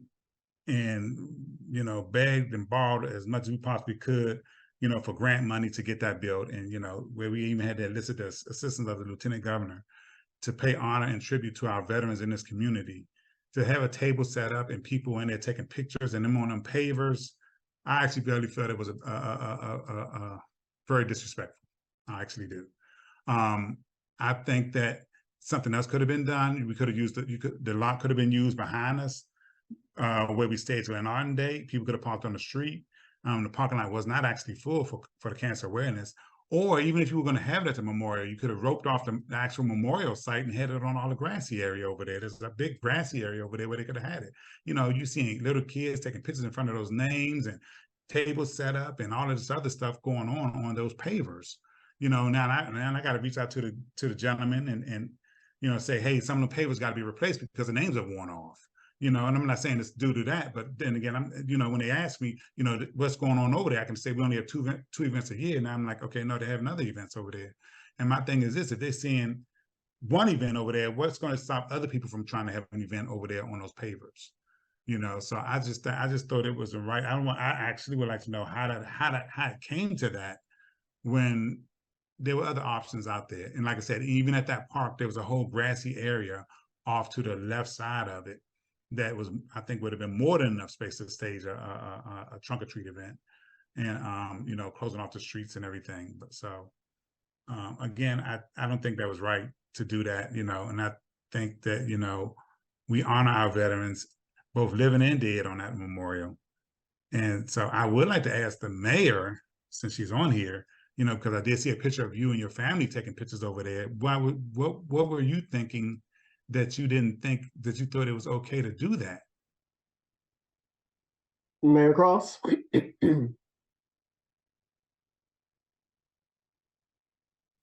I think you should ask the Chief Regis, because that was his event. It was his trunk or treat event. I believe he actually had that trunk or treat event at the Glenarden Community Center. And then, of course, there was the Yashan's memorial service was there. And then there was also the Glenarden Bulldogs game there. There wasn't any parking, but I believe the annual event that the chief puts on is in the parking lot of the municipal center. But since the council started putting their cancer awareness program in there, I think it just overcrowded them. So I don't know how it ended up there. As the mayor, I come to these events. The chief, this is his event. I'm not even going to speak on it. It's his money. You gave it to him to run the trunk or treat. That's where he decided to hold it. Presume that's where everybody was having it. But I'm going to say I'm a proud American veteran. 20 years, 5 combat tours to war. And I don't look at it that way as you are looking at it, because I look at it as an honor and a service. Now, that also gives them an opportunity to inquire about the wall, to inquire. And this is the thing, we don't have enough programs when it comes down to our veterans. We are not taking care of our veterans in the city of Glenarden. We don't do anything with them but the 2 times a year, Veterans Day, Memorial Day, we try and do programs. But the truth is, you've got over 800 veterans in the city of Glenarden. One wall, these guys have served a nation for generations. We should be doing more. And the truth is, the veterans have come out and helped Glenarden on many occasions. Just this summer, they helped give 534 backpacks to children all over the city. So the veterans are very involved, and we need to expose more about what that wall means. It's not just a pretty brick wall. It should have a history, and we should be doing tours to highlight the veterans that are on it. That's something we got to grow to, Councilman Herron. So thank you for asking me the veteran question, but I think you really want to ask the question to Chief Regis, whose event this was per the appropriation. Mr. President, may I follow up? Yes, sure. Mayor, I'm asking you because you as a veteran were over there posing it on pavers and taking pictures along with everybody else. And I was thinking as a veteran and knowing that the significance of that wall with over, I think it's like over 200 veterans on there, living and dead, that you would have been the first one to say, this is not appropriate, let's move it somewhere else, you know? And as for veterans, what programs have you brought for veterans? I have not seen that one program that you brought to do anything for veterans. I mean, have you ever invited the VA out here to have give a symposium to the veterans in our community? No. Have you done any? Have you asked use the go room for that? No, but you asked to use it for parties and stuff like that. So yeah, as a veteran, you should be doing more as a veteran, you know, for veterans. So, you know, don't sit there and throw that on the council. You're already saying we do too many events. Now, if we take over that one, you want to get upset and say, oh, you're a veteran and you should be doing it. So if you want to do something for the veterans, and I support veterans 110%, I can do what I do whatever I can to support them, you know, but a lot of the support that they need runs through the VA. That's where their support is coming from. And Senator Benson speaks on that at every event we have, Memorial Day and Veterans Day, about the services that the VA is not giving. So what are you doing to mobilize citizens to go speak up on the services for the VA? You know, but again, it comes down to you being over there on that memorial as a veteran, which I think was not appropriate. Just me, you know, my father's up there, my brother's up there, my godfather's up there, and people got plenty of loved ones up there on that wall and on those pavers, you know. So again, you know, I just thought it was in bad taste. That's what I thought, you know, and I don't understand why the green area on that memorial could not have been used versus those pavers where we have people's names and we honoring our veterans on it. All right, thank you. Thank you. Councilman And- Jones? I'm sorry, can I respond? I think you asked me questions. Councilman Herring, did you ask her a question, or do you need any response? I mean, no, Mr. President, I don't need any response. Thank you. Thank you. See, this is in line with Councilwoman Jones. transparency. You can't. Mayor Cross, there wasn't a question posed to you. Please do not interrupt the piece of the meeting. Thank you. And again, we can't pick and choose. We want to be transparent.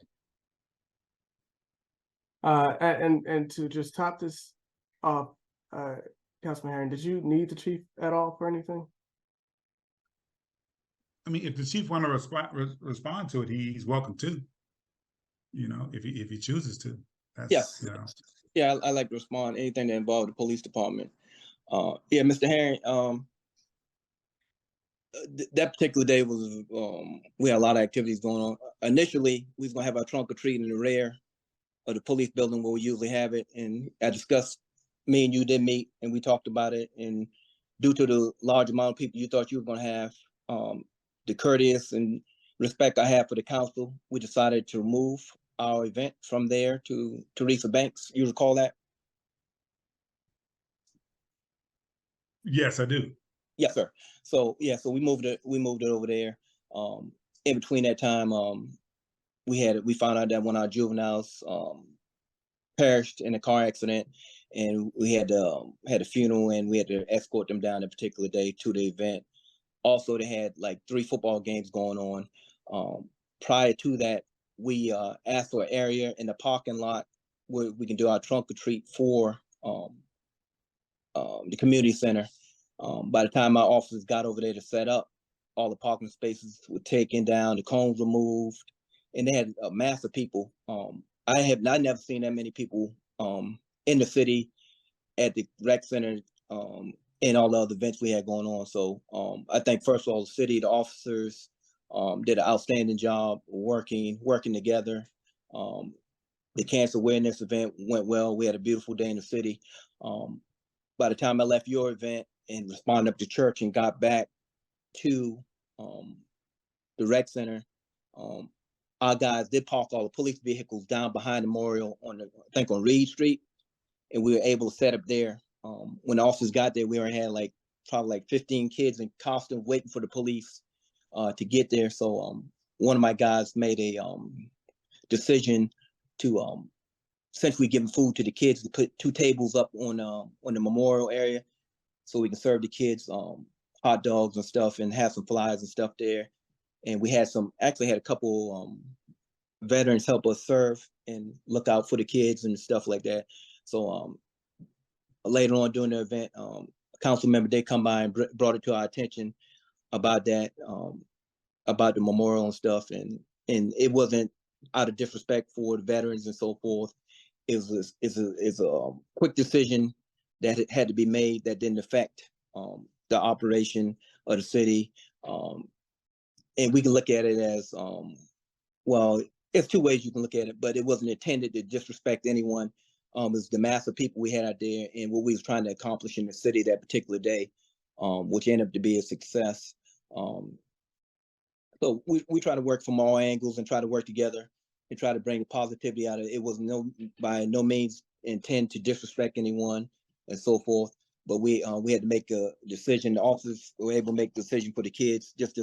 They set up 2 tables, and I'm very thankful. Charles Simpson, the director of Public Works, who's out there, and we stayed out there until it was over. Made sure everything was cleaned up, placed back, and like I said, we had some tables and stuff there, so it was no damage, no physical damage, no disarray to the memorial. And then we did have some council members come out there, and it was a very packed event and stuff. And I commended the guys for making a decision, not just for that, but going through with the process itself, because like I said, we had people everywhere, and I never seen that many people in the city of Glenarden, especially at the rec center. And then after escorting the people down from the church, that's a large mass, and we actually got a lot of support from citizens who observed that event coming down and stuff. So, I thank the council members, thank the mayor for stepping out, and thank everybody for supporting the city of Glenarden. But by no means that was to disrespect anyone. So I apologize for that. I take the hit on that, but I appreciate the teamwork and the progress of the city moving forward with that. Thank you very much.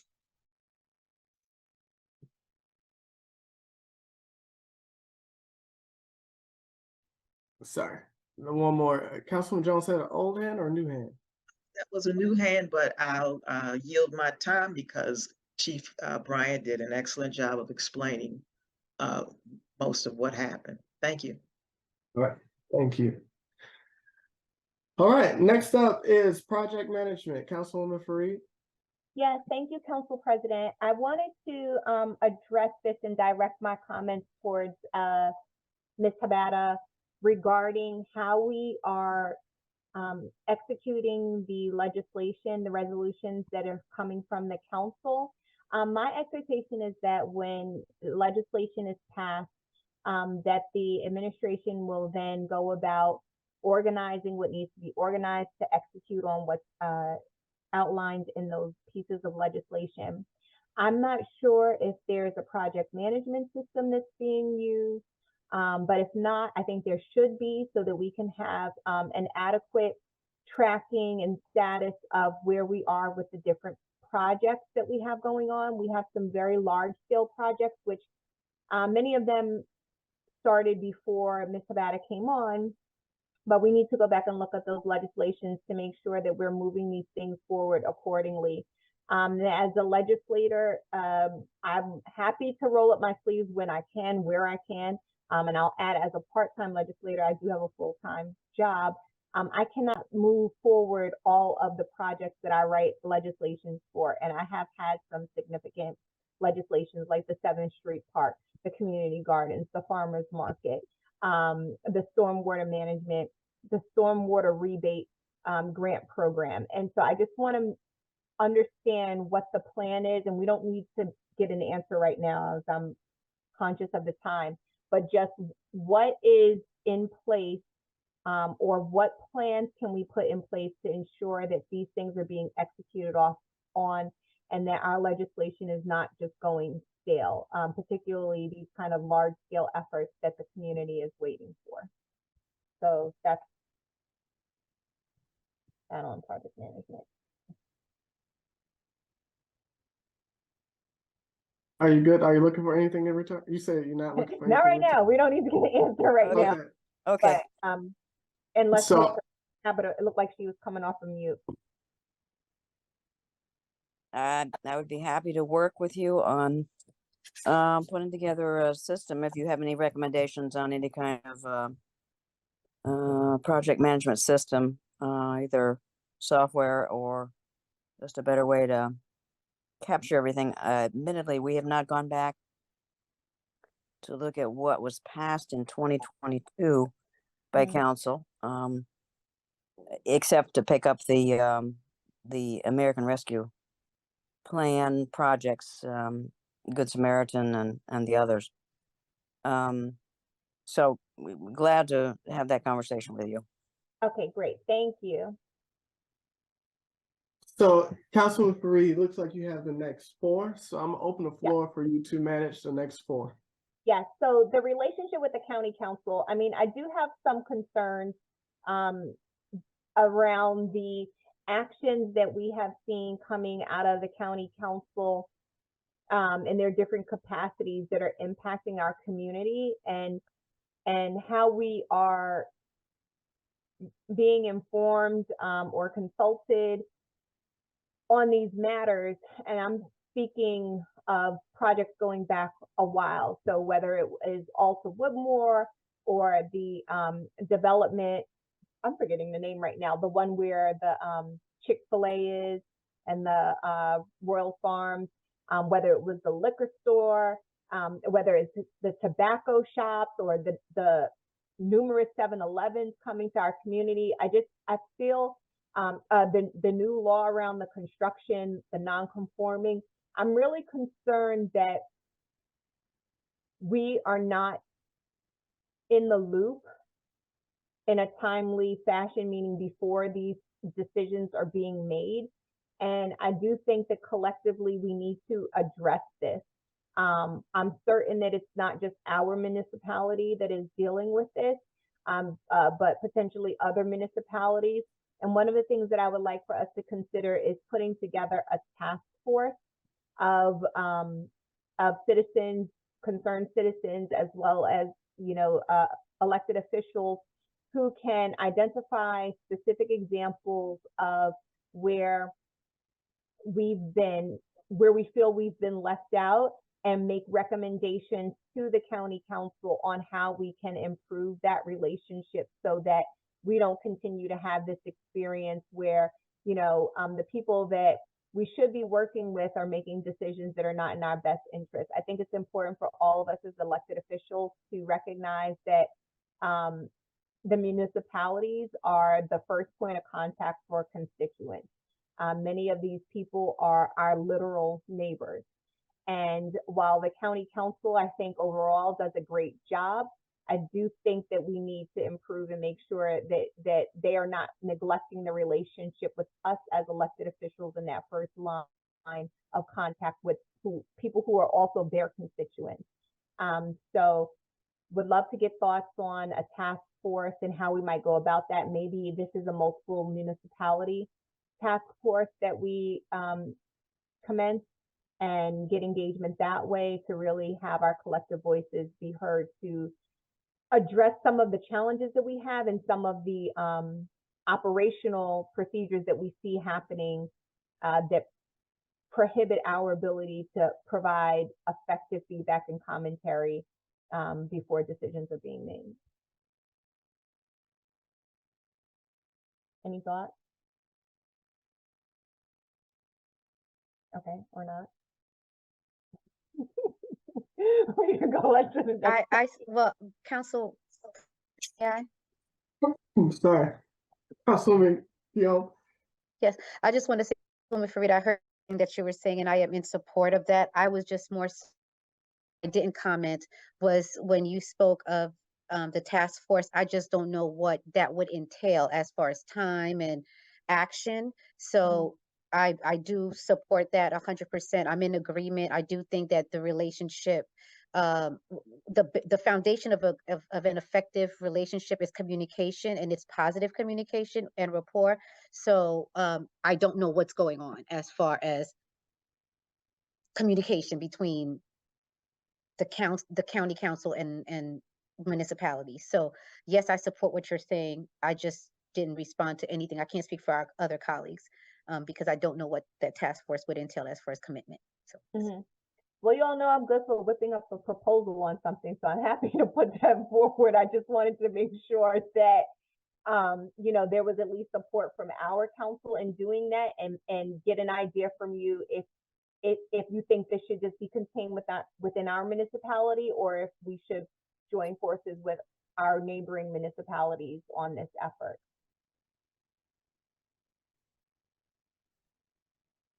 Councilwoman Jones? Thank you, Council President.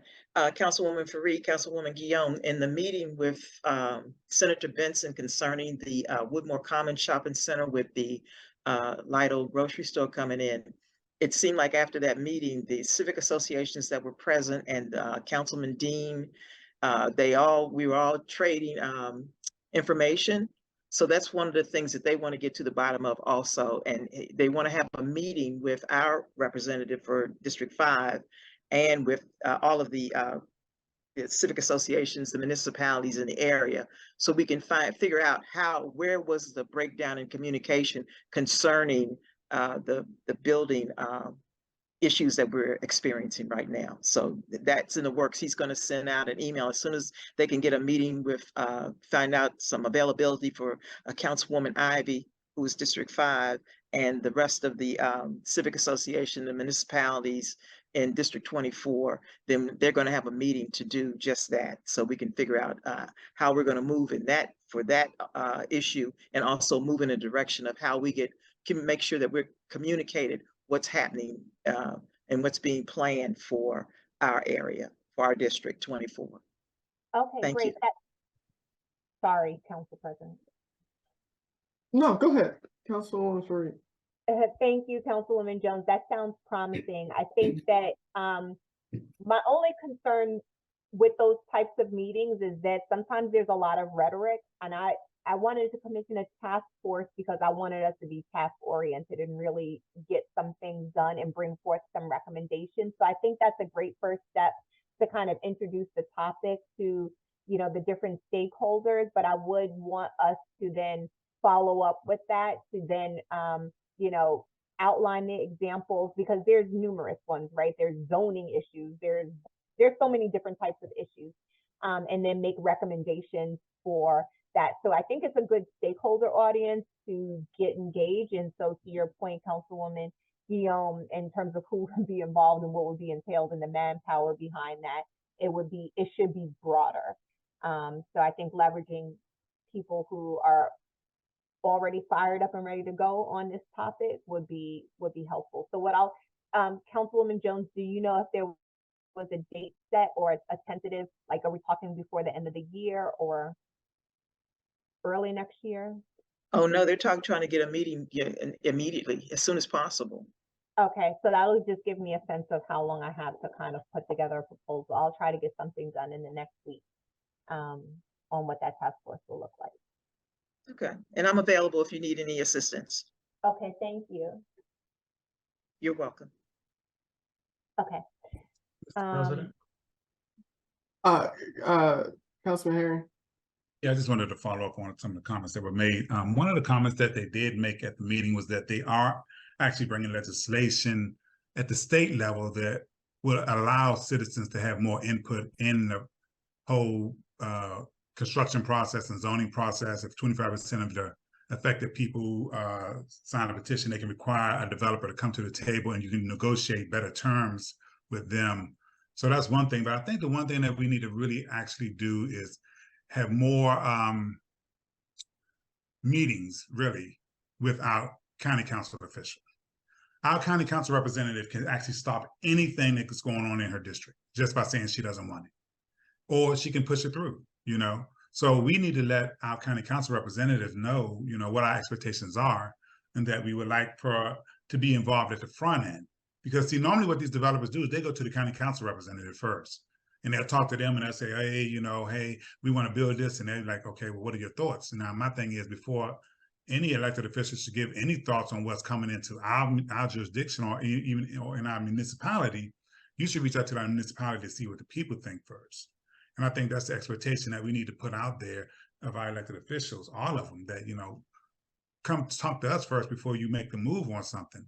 I think, you know, mobilizing a group of people, like you said, a task force that'll be ready to, that you can pull together in an instant when something like that happen, or even just having a quarterly meeting with with your representative, you know, the county council or the state. I think the 24th legislative event that Joint Senator Vincent had was very informative, and you were there, you know. And I think that's the kind of type of group that you need, because that was 5 municipalities, and that's a lot of votes, you know.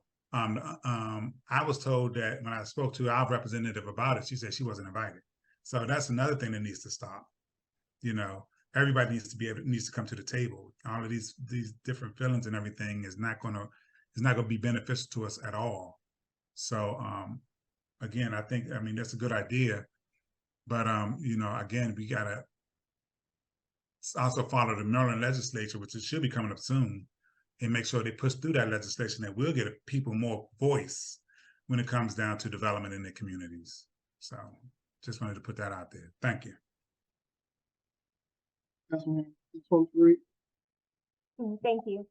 Okay, so the next topic is, I'm gonna take this off because we're actually gonna discuss it in closed session. Then the next one is the farmer's market as a 501c3. I did prepare some information for the council. I will send it. It's just some pros and cons around structuring the farmer's market as a 501c3 or having the farmer's market be under a municipal government. It really doesn't jump out either way. It really depends on what we have as a vision for the market. So I also prepared a sample long-term vision for the Glenarden Farmers Market.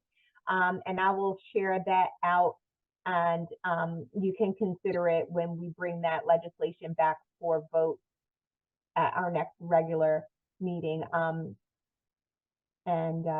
That's all I have to say on that. And the next one is what? The Charter Review Committee. Okay, so with the Charter Review Committee on Thursday, November 16th, we would like to meet with the full council to discuss the committee's recommendations up to date. Thursday, November 16th is our regularly scheduled Charter Review Committee meeting. And in that meeting, we will provide a red line of the charter, which will show what changes have been made. Some of them are just, you know, grammatical type changes, and others are more substantive. And so we will outline those substantive changes in slides so that we can kind of just focus on the key areas. The attorney Karen Ruff will be present at that meeting to discuss any questions. We're proposing that meeting is in person in the conference room, and the public can observe that meeting as well. After that, we have the remaining schedule for the meetings.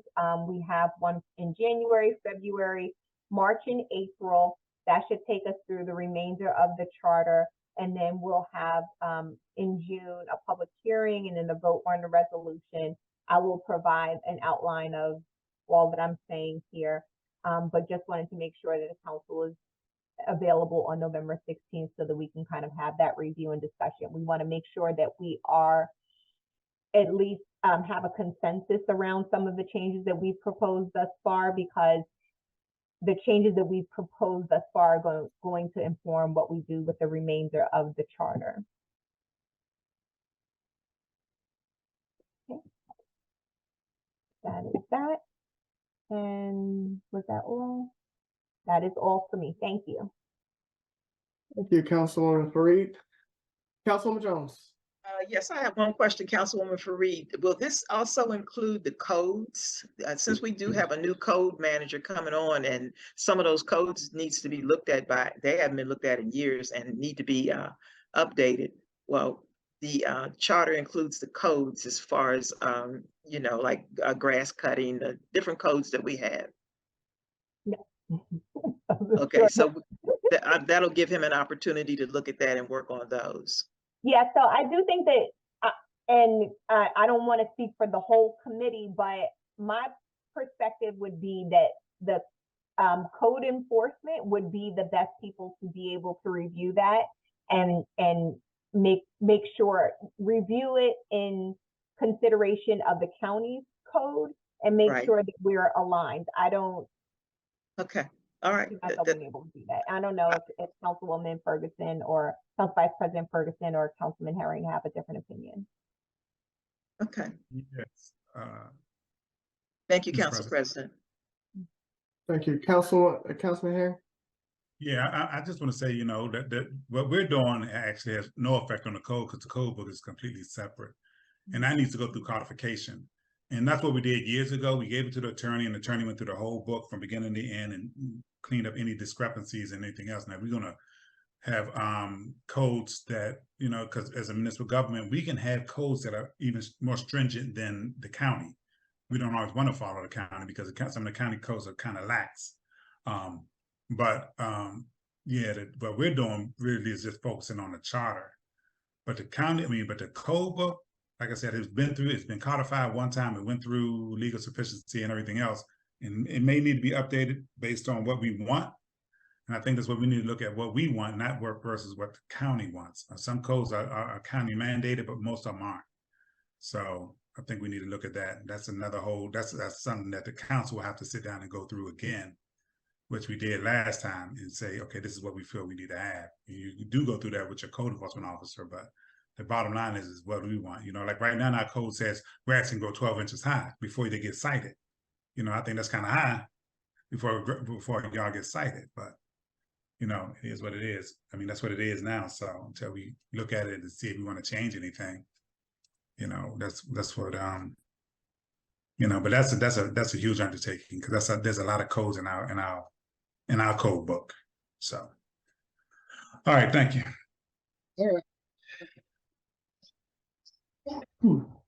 Excuse me, getting over a cold.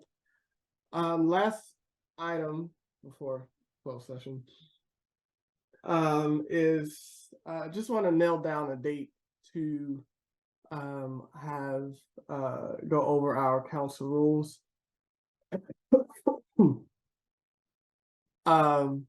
Sorry. Go over our council rules. I'm sorry. I got distracted by my own cough. Go over a date where we can hear Miss Lakeisha Bunn and any proposal she has for the Gold Room. I also know there's some other comments on the Gold Room as well, which I'll allow. But also want to nail down the dates so we can give an adequate amount of time where we're not trying to share meetings with Gold Room agenda, because I know it's going to be pretty long. So if we could check our calendars, I'll send out an email asking for availability, and then we can nail something down for November. With that was my only point on that, but I want to turn it over to anybody who has any questions. I'm sorry, not anybody. Councilwoman Guillaume, who has her hand raised. Sure. Thank you, Council President. And I did mention this to Council that I would be, and the administration, that I would be talking about this. And so, number one, I am appreciative of the opportunity for Ms. Bunn to present to us and at a later date. I do have a situation right now that needs us to come to a resolve much sooner than later, because there are folks that have been dealing with a particular situation around the Woodmore, specifically the Glenarden space at Woodmore Town Center, the community space, as far as the rates are concerned. My understanding, and I shared this with council already, so just so I can just quickly say this, my understanding was on June 21, we said that we would separate the Gold Room rules and regulations from the Woodmore Town Center, that space at Woodmore Town Center's rules and regulations. We also said that we would table any conversations as far as rates are concerned, as far as fees. When I say rates, I'm talking about fees, until we got a new hire, and that new hire would do what you are now proposing for us to do, Council President, which is have the new Gold Room, the new special events coordinator come and meet with us. The rate for the Gold Room, the rate for the Glenarden space at Woodmore Town Center to be rented has always been $50. And I received a phone call. I'm losing track of which day now, but it was recently, it was fairly recently. I received a phone call from a citizen who, on behalf of her organization, they were trying to get that space. They sent the screenshot of how it was advertised, which is $50, etc. And when they called our offices, we told them it was $100 and $200 security deposit and all these different things. So for me, we need to be very clear as to what we are advertising. That's number one. But even more importantly is, where was the breakdown? Like, who authorized this change? Because even as we look at the executed resolution, which is not online, when I went online to go look at it, I don't see it, but it's R35/2023, I think, 2023. It says on the very last page, page 27, that it's $100 overtime, $50 per hour. Like, it's just a whole bunch of different things that are all over the place. And at the end of the day, it's not fair for us, our citizens, number one. But number two, I need to understand how this even made it in a resolution. Okay, so is that a direct question? Yes, it's a for- direct question. I don't know if it's to the council clerk or to Councilwoman Jones, who is the sponsor of the resolution, but I will go also on record and say that I am moving to rescind the resolution because of all of these discrepancies that we clearly had stated we would not be doing, and it appears in the resolution. So I'm going on record to say that I am moving with rescinding the resolution. And lastly, I need to get back to this citizen whose event is on the proposed date is November 15th, as far as what the rate is. And in full transparency and in integrity, actually, I think we need to keep it at our word, which was $50, until we discussed everything as a council on what we would do. That's it. Thank you, Councilwoman Young. Any opposition to, and then I'll go to you, Councilwoman Jones. Any opposition to keeping it at $50 until we can hash this issue out? Okay. Councilwoman Jones. Thank you, Council President. As sitting in as a council clerk, because I didn't have a council clerk most of the time that when I was council president, I did my own council clerk issues. Once a resolution is prepared and all of the changes are made, it's up to the council clerk to make sure that those things are done, and then the resolution is presented to the administration to execute. So we did at that meeting say that we were going to leave the fees the same. And I believe that what we should do is the fees we should sit down and discuss the fees like we're going to do. And I don't believe that the resolution needs to be rescinded. But as far as how that breakdown came, as far as from what I can see as being a council president and being a council clerk, and doing both of those jobs, once the resolution is prepared, once we've had the resolution prepared, the resolution has gone through the process and then voted on. If there were any changes that were made during the discussion, those changes should have been done, and then it's presented to the administration to execute what we've asked to do. As far as where the breakdown came from, I cannot answer that, but that is the process for when you do a resolution, from my understanding. Thank you. Council President. Council Clerk. I'm sorry, I'm trying to get myself together here. Councilwoman Jones was very adamant about what she wanted and didn't want in that resolution. And so because of the confusion that I'll accept the blame for with that first set that came out, she was very adamant about she was going to make those changes, she was going to make the adjustments, she would handle it. And so when that legislation came to the council to be voted upon, it was based on what she gave me. Even after the resolution was approved, she came back to me and said, at that point, I didn't know what to do, came back to me and said to hold off posting it because there was something else that needed to be researched. So at that point, I didn't know what to do and just left it until that whole issue came up with Councilwoman Guillaume wanting to rent the room and the rates being different. And I'll just leave it at that. Thank you, Council Clerk. Councilwoman Jones.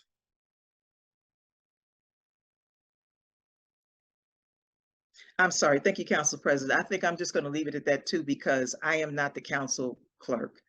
The bottom, that once everything is done, it's up to the council clerk to make sure that everything is gone through, that the changes are done, because they have the, thank you. Thank you. Thank you, Councilwoman Jones. And Councilwoman Guillaume. Sure, I just want to say several things also why, I am still sticking with why it should be rescinded. There's way too many discrepancies. It contradicts what we said, not even in the spirit of June 21st, but specifically stated on June 21st. There was no room for error. There was no room for, I think they meant this, but I'm going to do that. It was very clear as to what we stated, but when we look at the resolution as presented and as passed, it is not what we stated at all. There are things that are missing. There are even things that are included in there, like on page 16 and 17 of said resolution of the rules and regulations. It talks about you have to have catering and all this stuff when we discussed in detail about a waiver. And, that was an issue right there. So I just think like this needs to be watched. And I could be on an island by myself, but I also think that we are not a banquet facility. We're not. We're not a banquet hall. We're not Martin's Crosswinds. Like that's a banquet hall to me. To me, the other thing is we need to also be very clear about what the role of the council clerk is. We collectively, not we, council only or cat only. We need to be very clear because the council clerk has his or her responsibility, but they report to the council members. So if they are given a directive by a council member, they have to follow it unless, my understanding is unless it's illegal or it contradicts the spirit of what was being told to do. That's just where I'm at with that, but I'll just leave it as I will follow up just so I can be clear with everyone. I can follow up, and the citizen is probably on this call. I can follow up with the citizen to say that they can call our special events department and be charged $50, like what it was, right? Just so I can be clear. Council President, is that what we all Yes, upon? by Okay. unanimous consent, we're going to keep things to where it was Okay. until we can get together later this month to discuss everything. And if there was anything missing from a resolution, any changes that were made, then we'll meticulously go through it and make sure that what we want collectively as a council is actually pushed forward. Thank you. Thank you. I'll send them a message right now. Thank you. And Councilman Jones, last word to you. I have the SOP for the council clerk's office. I will send that out to it also needs to be updated, but I will send that out to the entire council. Thank you, Councilwoman Jones. All right. So before we go into closed session, I just want to carefully, without getting knee deep into any mud throwing or anything like that, just carefully say that the council, though we don't get everything right, work tirelessly together to push forth legislation and programs that can be beneficial to all of our citizens. You have some who agree with others, some who disagree with others, but for the most part of these past 2 years, we have been a collective unit. We've disagreed professionally, and we have come together professionally, but we have respected each other, and we work together always. I will say, as council president, I've worked tirelessly to do my job, which is to make sure that I'm the liaison between the council and administrative branch and the mayor's office. And so I just want to put that out there because there's been a relentless effort from an elected official to act as if though the council does not include that individual, does not work with that individual, and that's just not the case at all. Everything we do, we involve the office of the mayor, everything. Whether the occupant of that office chooses to sit down at the table, well, that's a decision that that occupant has to make. And so, while I do not want to, get into any mudslinging or anything like that, I just want to make that clear because, and if you pay attention, the council has not gotten back into mudslinging. We haven't responded. We just allow these untruths to stand. Whether it, it's a benefit or detriment, I don't know. But I just wanted to make that clear. And the council will continue to work together to make sure that we are, one, being responsible with taxpayer dollars and being transparent to the community. And we expect the community to hold us to the fire when we think that we aren't, and we welcome that. Several constituents have come up to us and let us know their opinion on different things, and that's your right. But I'll just urge our citizens to just pay attention to who's stooping low and who's going high, who's going to stand up for you. At the Altawood fight, who stood up for you? The council. We will continue to stand up for what is right for the citizens and for the city of Glenarden, period. And it is up to you, citizens, to pay attention to who is not there, who does not show up, who only shows up to say something on the mic and leave, and who just refuses to be a part of the solutions to the city and chooses just to do other things. So with that, I will leave that there because I just, I'm not comfortable with leaving untruths that are spewed out of one office just as it is all the time. At some point, you have to take a stand and say, look, while I'm not going to sling mud back at you, we're not just going to continue to let you speak untruths about the council. So with that, I'll leave that there.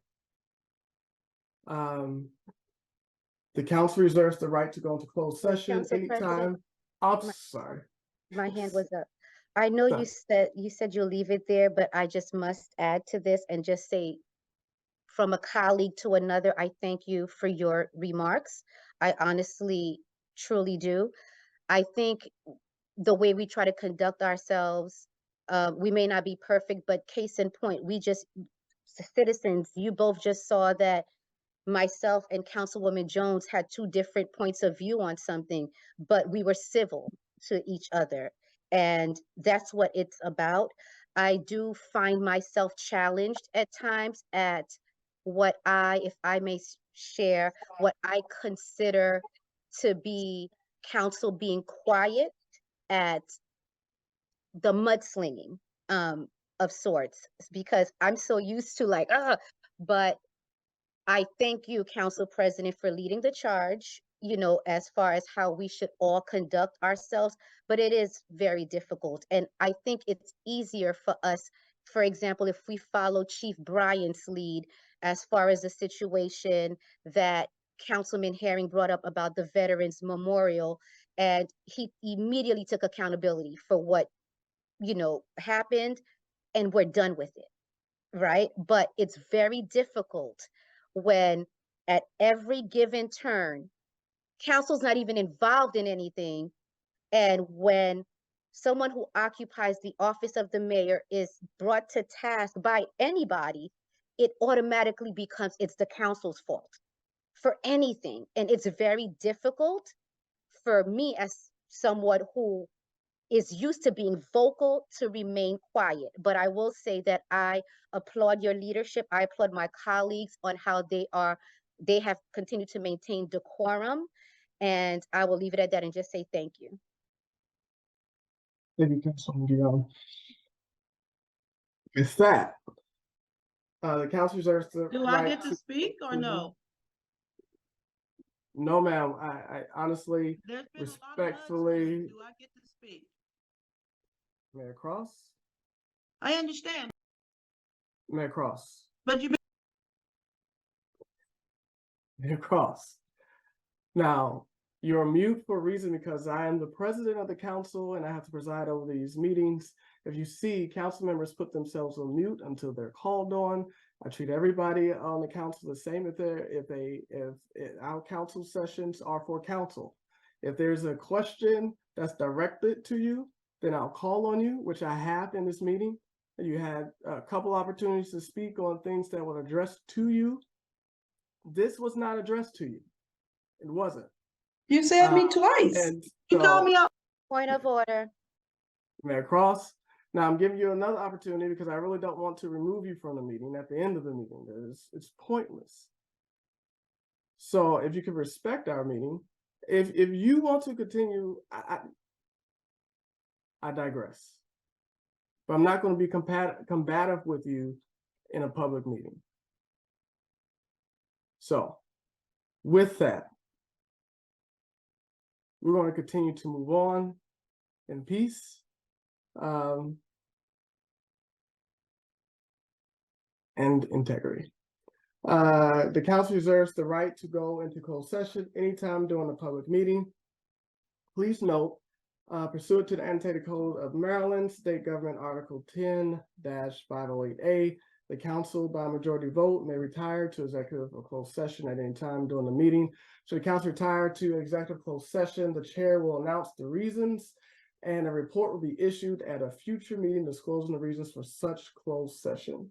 And today we need to go into closed session to discuss a legal matter relating to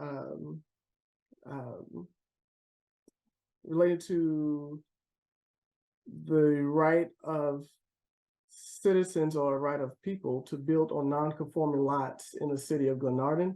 Again, which is something that was passed by the city, not city council, something that was passed by the county council. And so the council is trying to fight against it. And another legal matter involving the build of another grocery store. So with that, I motion that we go into closed session. Did I miss something? No, I don't think I. Second. Second. All right. Any discussion? Council President, Yes, ma'am. Councilwoman Fareed. is the mayor going to be in this closed meeting as well? She is invited to stay for the closed meeting. If she Okay, chooses thank to you. stay, thank you.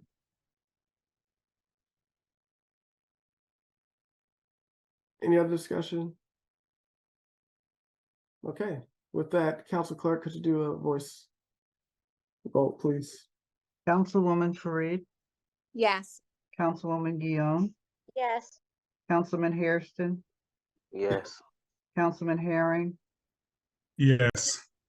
Councilwoman Jones, Yes. Council Vice President Ferguson, Yes. and Council President. Yes. Vote carry 7-0. Thank you. I will also ask Ms. Beverly Habita to hang back as well, please. Outside of that, Mr. Gray, if you can stop the recording and Recording stopped.